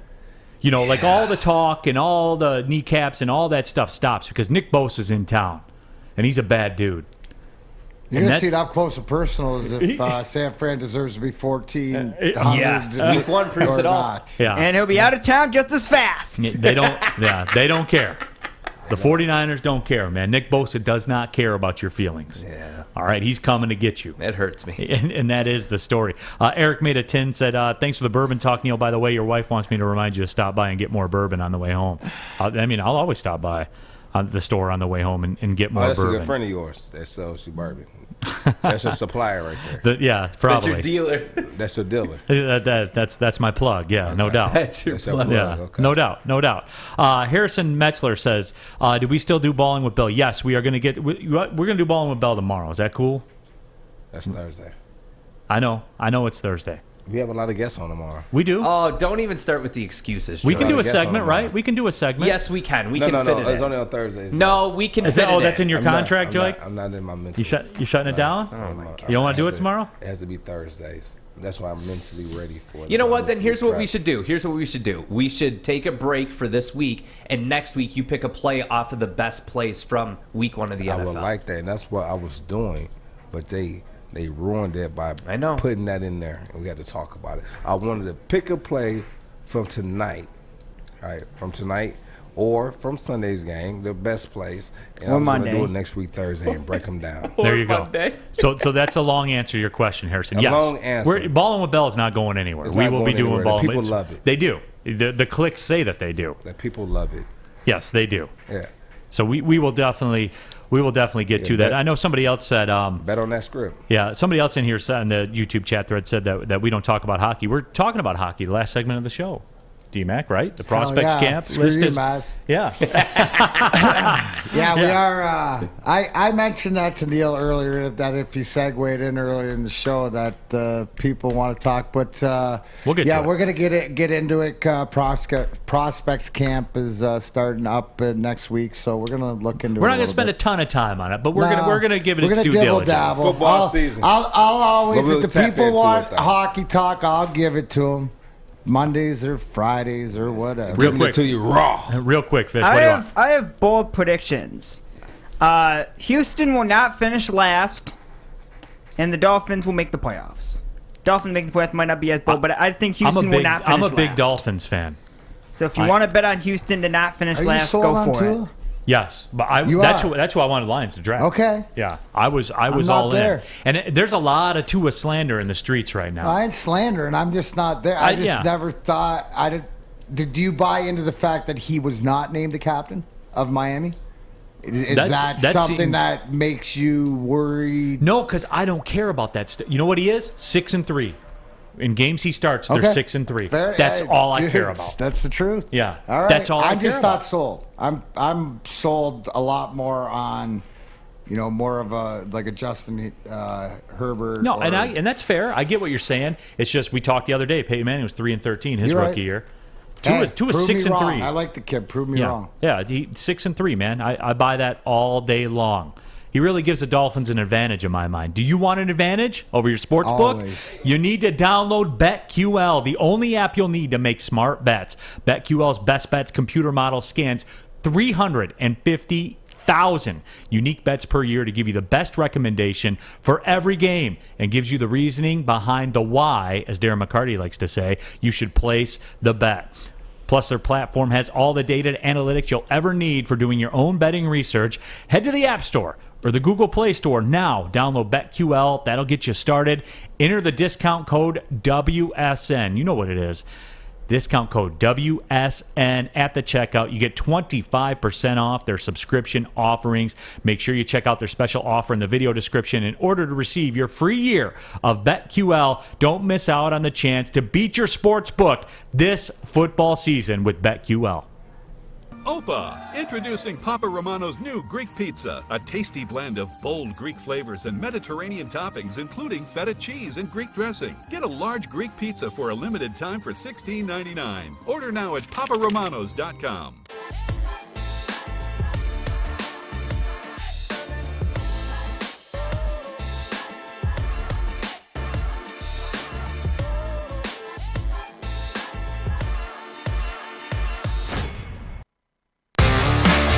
Back at it here. Big D Energy, Woodward Sports Network, opening day of the NFL season. Cowboys and Buccaneers tonight. Tom Brady back in the fold. Dak Prescott, is he okay? Is he right? A lot of questions for Dak Prescott to be answered, but we'll know right away with Dak Prescott and what he's got going on. The Cowboys, are we ever going to get what we were promised with this Cowboys core of Dak Prescott, Zeke Elliott, and the gang with that? You know, Joique, we've been talking a lot of football. We're going to get into the Red Wings prospect camp coming up in just a little bit. I got a tidbit about the Tigers as well. But I did want to discuss this because I'm curious where your take is on it. The NFL Week 1 power rankings are out. And, you know, it's about what you would think. I mean, it's just those are going to be closely reflective to what the Super Bowl odds were and all that stuff. But Joique, what's the good team for you where you're curious to see what they're about this year? Because for me, going off the board a little bit, I do think it's the Cleveland Browns, because we've heard about the Browns and what they're about. We saw a glimpse of it last year. They nearly beat the Chiefs. It came down to the last play. They almost got a win in Kansas City in the playoffs. As you look up and down that list, I'm curious to see what the Browns do, and I have one other one, but I do want to know where you're at with it, Joique. Who do you want to see this year? I want to see this week, because this is just me personally. Yeah. I want to see what the Saints do against the Damn, Cardinals. me too. I want to see what the Saints do against the Cardinals. I want to see what Winston does if he steps up. He's polarizing to me. Yeah, I want to see, because the thing is, he's a gamer. He's polarizing because you're looking for that Sean Payton effect rub on him to make him more of a complete and not a turnover machine. That's it. And he didn't get the credit he deserved when he was a passing leader. He threw for over 5,000 because he threw so many picks. Right. He's the originator of the 30-30 club in the NFL, and I'm not talking about steals and homers. I know you're 30 TDs and 30 interceptions. But again, there's a couple layers of it for me in that I like entertainment, as I've talked about before. Yeah. I like that stuff, man. That was pretty stupid when he did that. The eat a W thing. Yeah. You see that? That's what I mean. That's what. Eating a W, yeah. That was pretty stupid. But he's fun to watch play, man. He is. He's fun. He can bring you back from any deficit. He can put the other team back in the game with back-to-back picks. He can do anything at any moment. He's fun to me. Yeah, the thing is this, though. Is the coaching going to be what he needs in order to level up? Like, is that what he needs? Because he leaves, he goes to New Orleans. Tom Brady comes in to Tampa. And with that same coaching staff, he goes and wins the Super Bowl. Stop right there. You just Jameis Winston, Tom Brady. Tom Brady's, who'd been with Belichick, is his own entity that Bruce Arians couldn't screw up. He tried to early in the year. Look at the turmoil that they were able to work through to be able to see it's Tom's team. To me, the Jameis Winston isn't the fact of being there with a coach that can help you. Right, it's the same thing. I don't think it was a coach. Was it Sean McVay or is it Jared Goff? We're going to find that question out here also. Right, it's the same sort of thing. So it was Drew, man. I'm telling you, it was Drew. Taught him how to prep. When quarterbacks go to New Orleans and they sit there and they watch Drew Brees and how he preps for games, how he preps for practices, his preparation, his attention to details. I didn't mean to. I meant Drew Brees with Sean Payton, right? The influence. So you're saying that it was Drew? Yes, Drew Brees and Sean Payton. I consider that Saints mentality quarterback room is what Jameis. We're looking to rub off on Jameis, right? As far as leadership and accountability, work ethic. Do you see a different Jameis Winston in practice around his study habits that Drew Brees rub off? Yeah, I think you might be able to see him, and that, to your point, Neal, is why he's so polarizing. I'm going to tell you, it's one thing about that organization I've never seen on any team. Every quarterback has their way of being a leader on the team. And one thing I will always see from Drew Brees, he'll drop on any pass play, anyone, it doesn't matter. When he drops back, he goes through his progressions. He goes through one, he might throw to his second progression, but he's going to go through his third, he's going to go through his fourth, and he's going to look at his fifth. He's going to look at all of them and make sure they're in the same position. I've never seen a quarterback do that. Usually when they throw to their second progression, they just kind of, they see it, they watch what he does, and they just go back to the huddle. But like he, check one, check two, hit three, I'm checking four, I'm checking down on my back on my fifth progression. That's what I'm looking for. Yeah. And so he's obviously doing it a lot quicker than that. Yeah, he's doing it. But like when he throws it, he might throw it to the second, but he's still going to the third, going to the fourth, going to the fifth. And then it's just for him to have a mental note, like, okay, he's right there on this, because what he's looking for, because on a lot of plays, a receiver might have an option to do two different routes, right? Depending, or it might be even three different routes, depending on the coverage. So when he's looking at that coverage, you're like, okay, boom, I'm looking here, I'm looking there, I'm looking here against this particular coverage. And then we come back and say, and that coverage might be cover 2. And we come back and do this another play, it might be cover 4. And let me look and let me see. All right, I'm gonna hit this one now because it's cover 4. So let me see where you. And so it's like it's different. So that's one way that he prepared for the games, and one thing I always took notice to, and say, wow, okay, let me. And this was my rookie year, so I didn't know what I didn't know, but I know up until that point I had been on three other teams, and no quarterback was doing that. From Michael Vick to Peyton Manning to who was Trent Edwards and Ryan Fitzgerald, who was on the Bills when I was there. I had never seen that, and so even after I left, I never seen it. So. Here's a question that I think is tailor-made for you. Chuck Brewer says, can Jameis Winston work in the Saints system, or can the system bend to his strengths? Because you were in that room. Tell me your take. Yeah, so it's a little bit of both. Like I think he's a better quarterback than Hill. Obviously, I think he's a better quarterback than Hill, but they're going to put packages in there for Hill. All right, I think Jameis is more of a complete quarterback.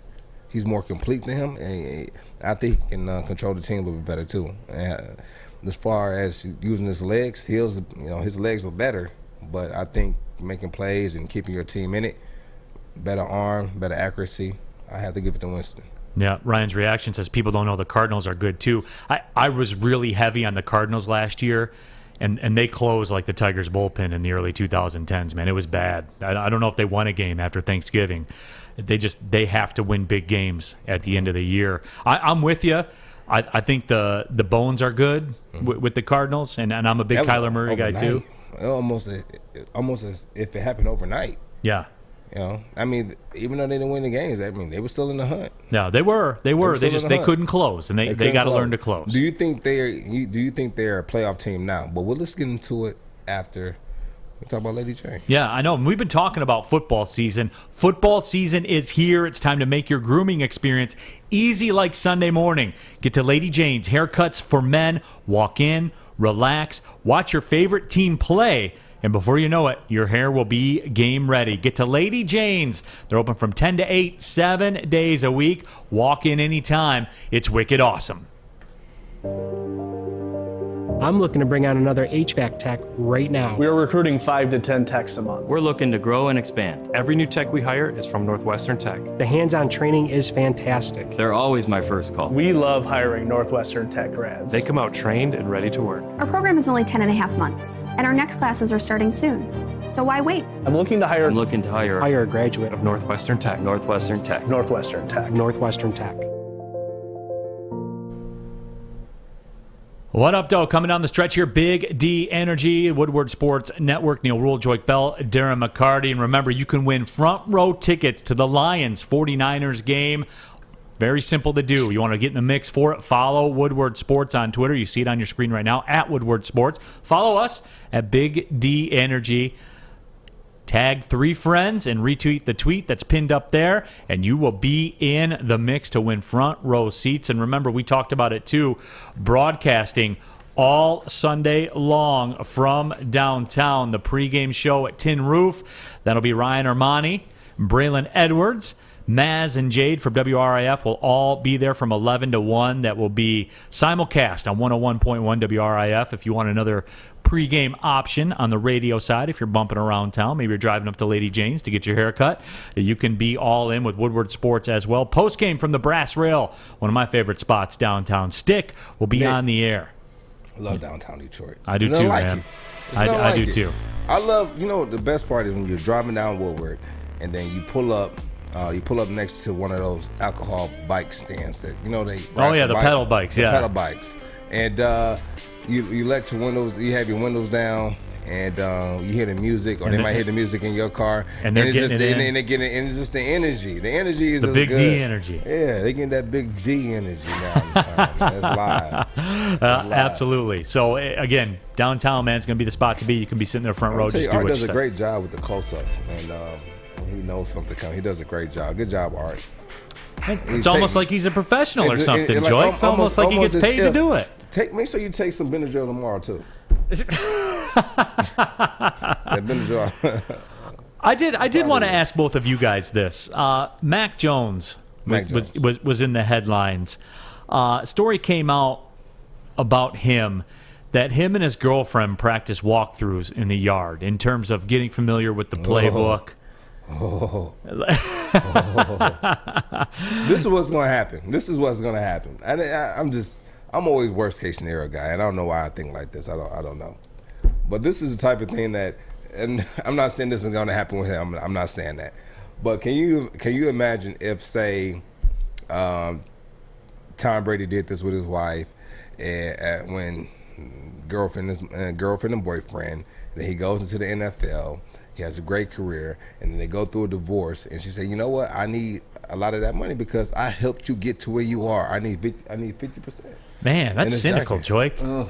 You don't believe in love? Huh?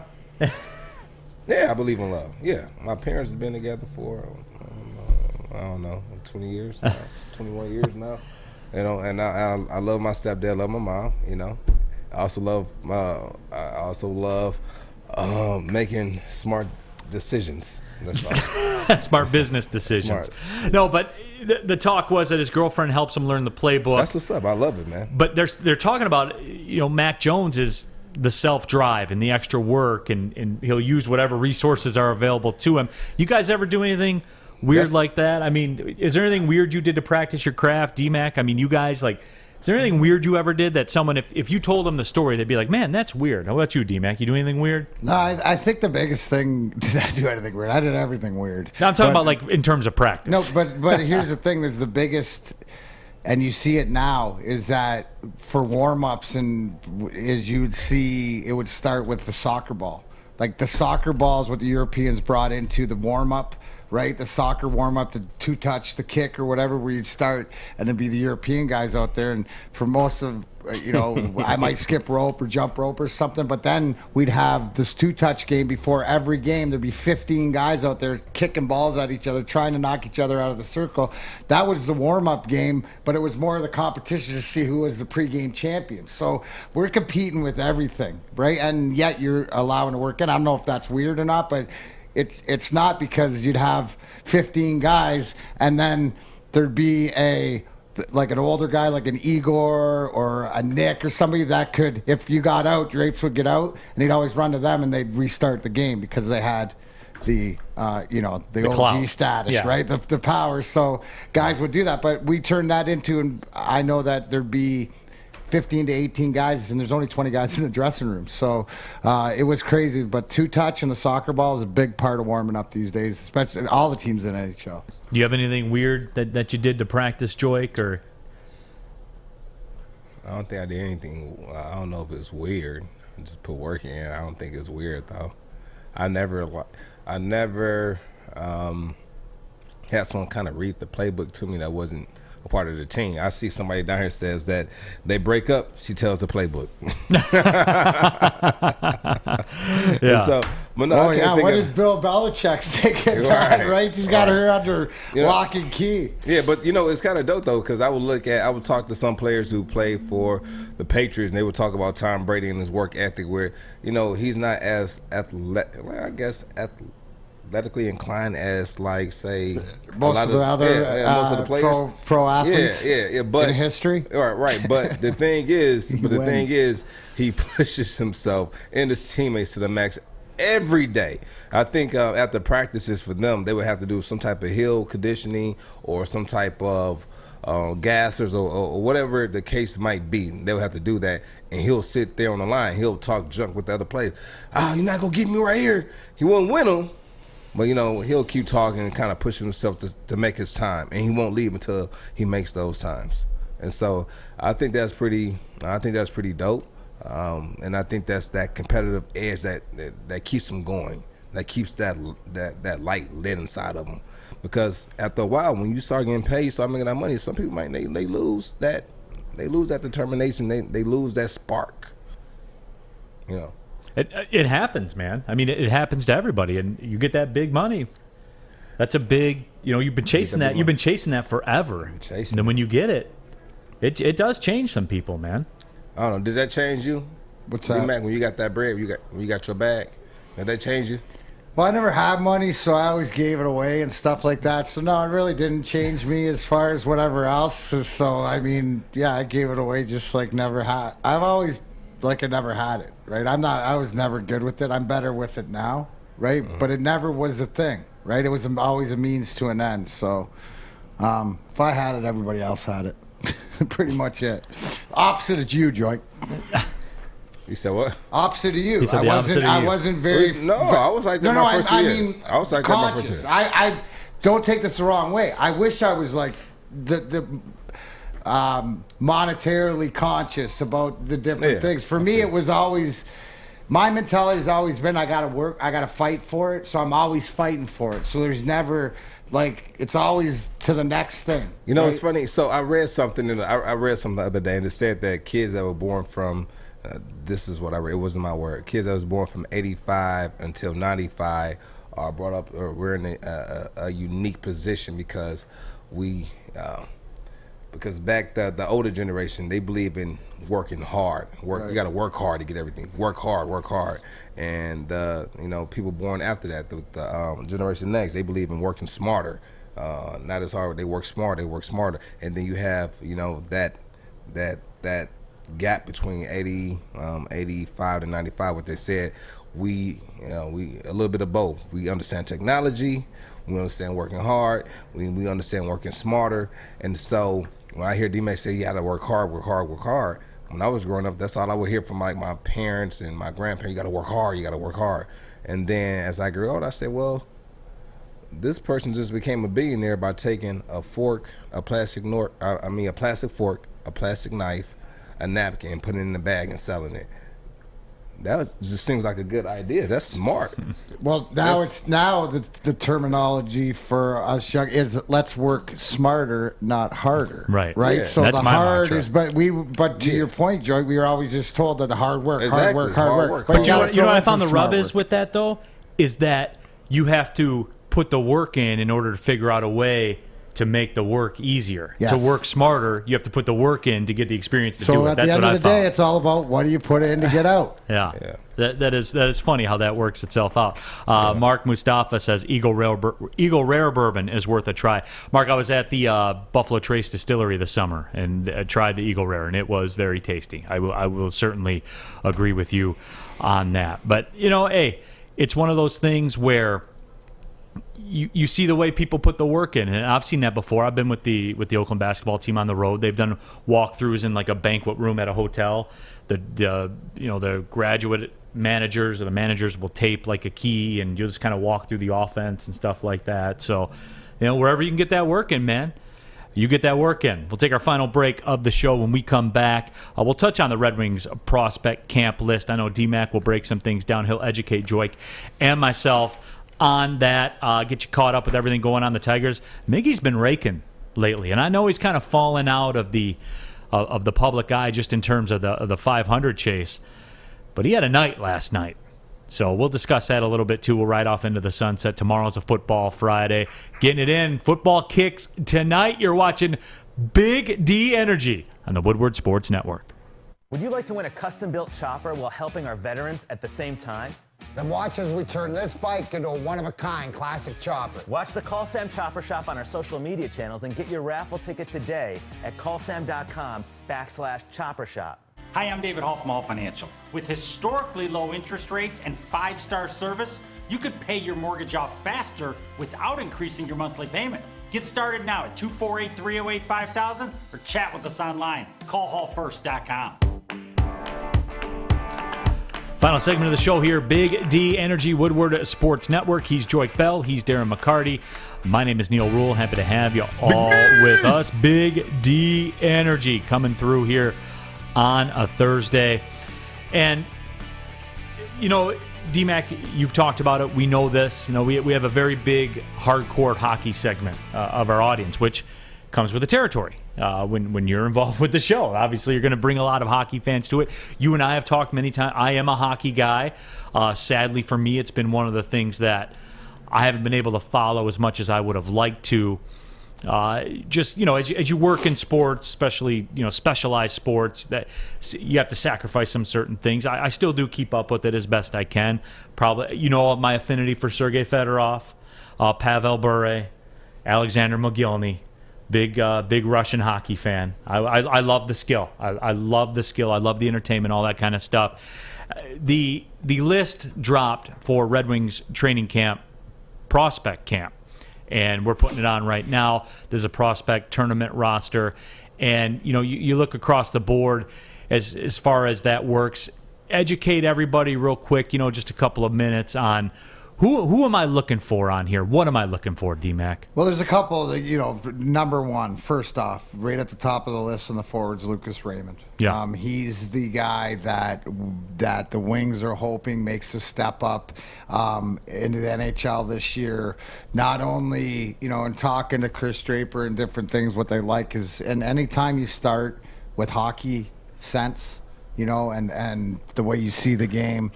He's a guy that hopefully last year in the Swedish Elite League and has done the development.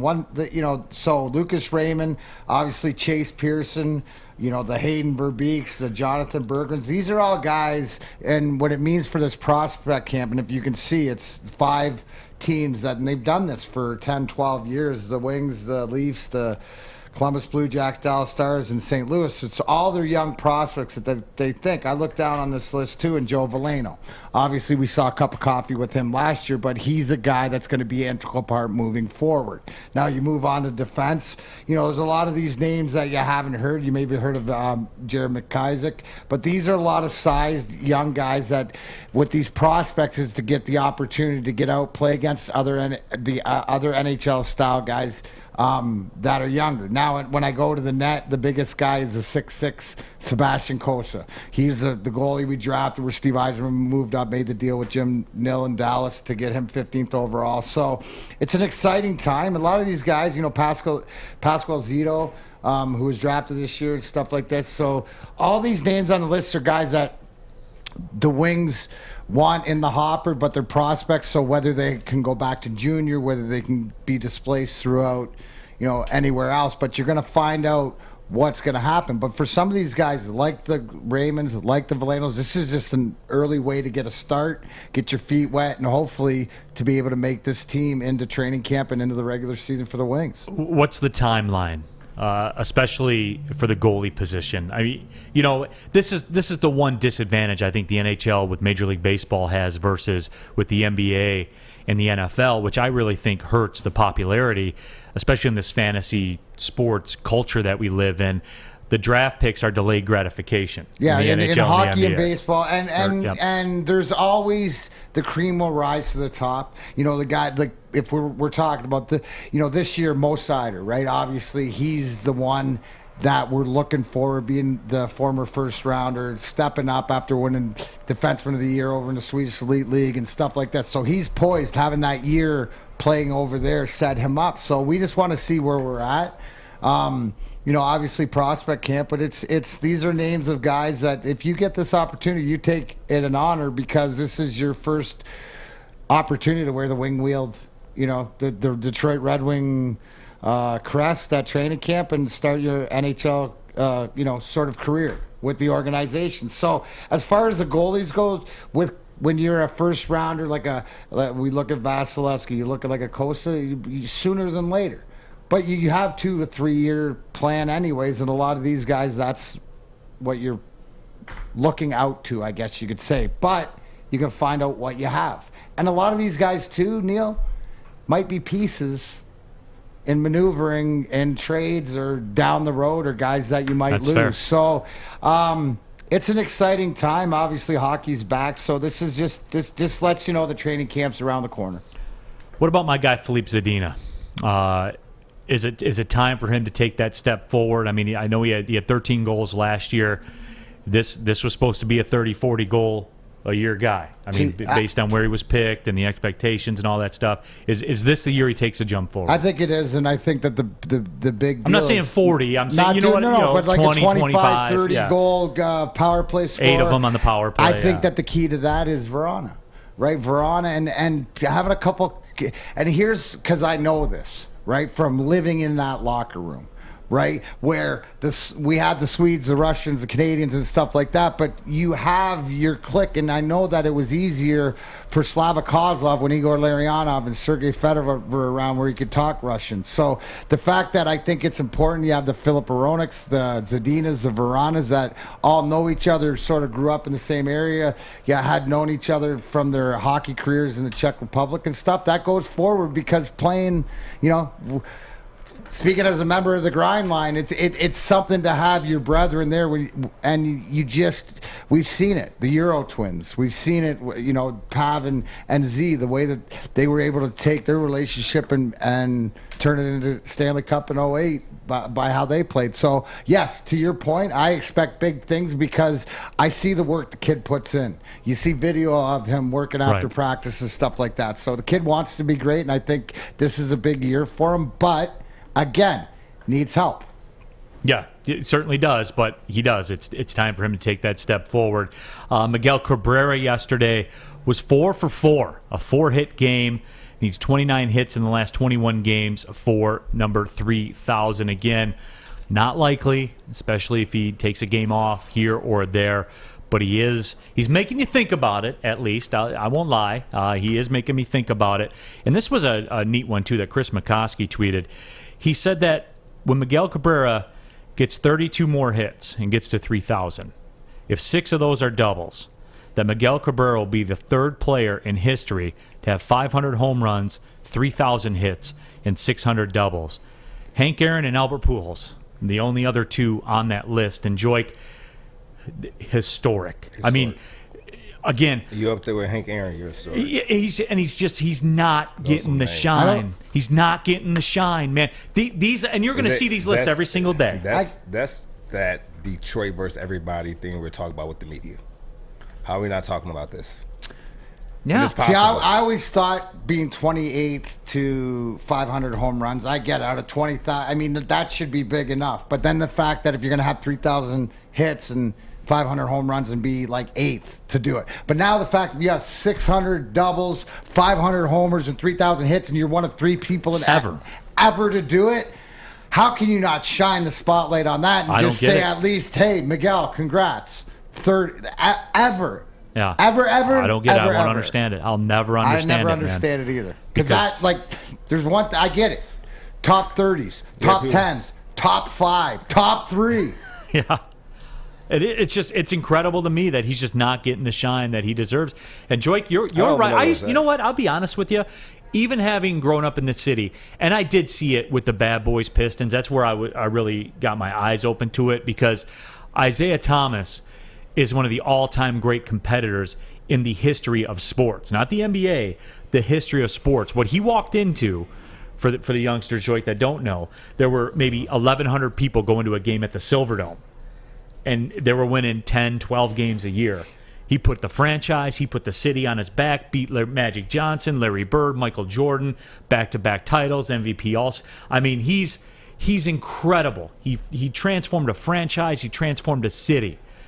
And he never got the shine he deserved. And it's really Stevie Y, the same thing. The 3rd best player on the planet for a decade. That's not opinion, man. That's fact. I was there. I saw it. It's continued on and on. I mean, your Red Wings team, I think, did get the shine that they deserved, because they were like historically great. Like, you couldn't help it. Right after you go back to back, and then you win 3 and 6 years. D-Mac let him know you couldn't help it. You couldn't help it. There was 5 or 6. 3 and 6 years. Yeah, how many Hall of Famers on that? 11. 11 Hall of Famers, should be 12, because Osgood should be in there. Yeah. And I'll die on that hill, too. And I know people will talk some kind of certain way about Osgood, depending on the time. Dude, he's got 400 wins and 3 cups, 3 backstops. Period, stop, dude. And that goes back to my thing with Jack Morris being in the Hall of Fame. There's no debate. There's no debate with Chris Osgood being in the... There's not. Tell me the debate. There's no debate. Hey, this has been a good show today, guys. It's been a real good show. It's been on and popping, man. Been on and popping. Don't forget your picks for tomorrow. Yeah. I want 3 of them. And I'm going to get you right tomorrow. I'll have my Saturday night late night special, Mountain West edition. And look, guys, I always tell you, just, if you want to sprinkle some sugar on it, that's fine. You can do that. But in case of emergency, if you get murdered Saturday afternoon, take it all, and I'm going to get you right. I'll get you back to good. Get you back to good. Tomorrow we'll be back to good with another edition of Big D Energy. Joique Bell, Darren McCarty. My name is Neal Ruhl. Thank you all for watching and participating. Well, see you later.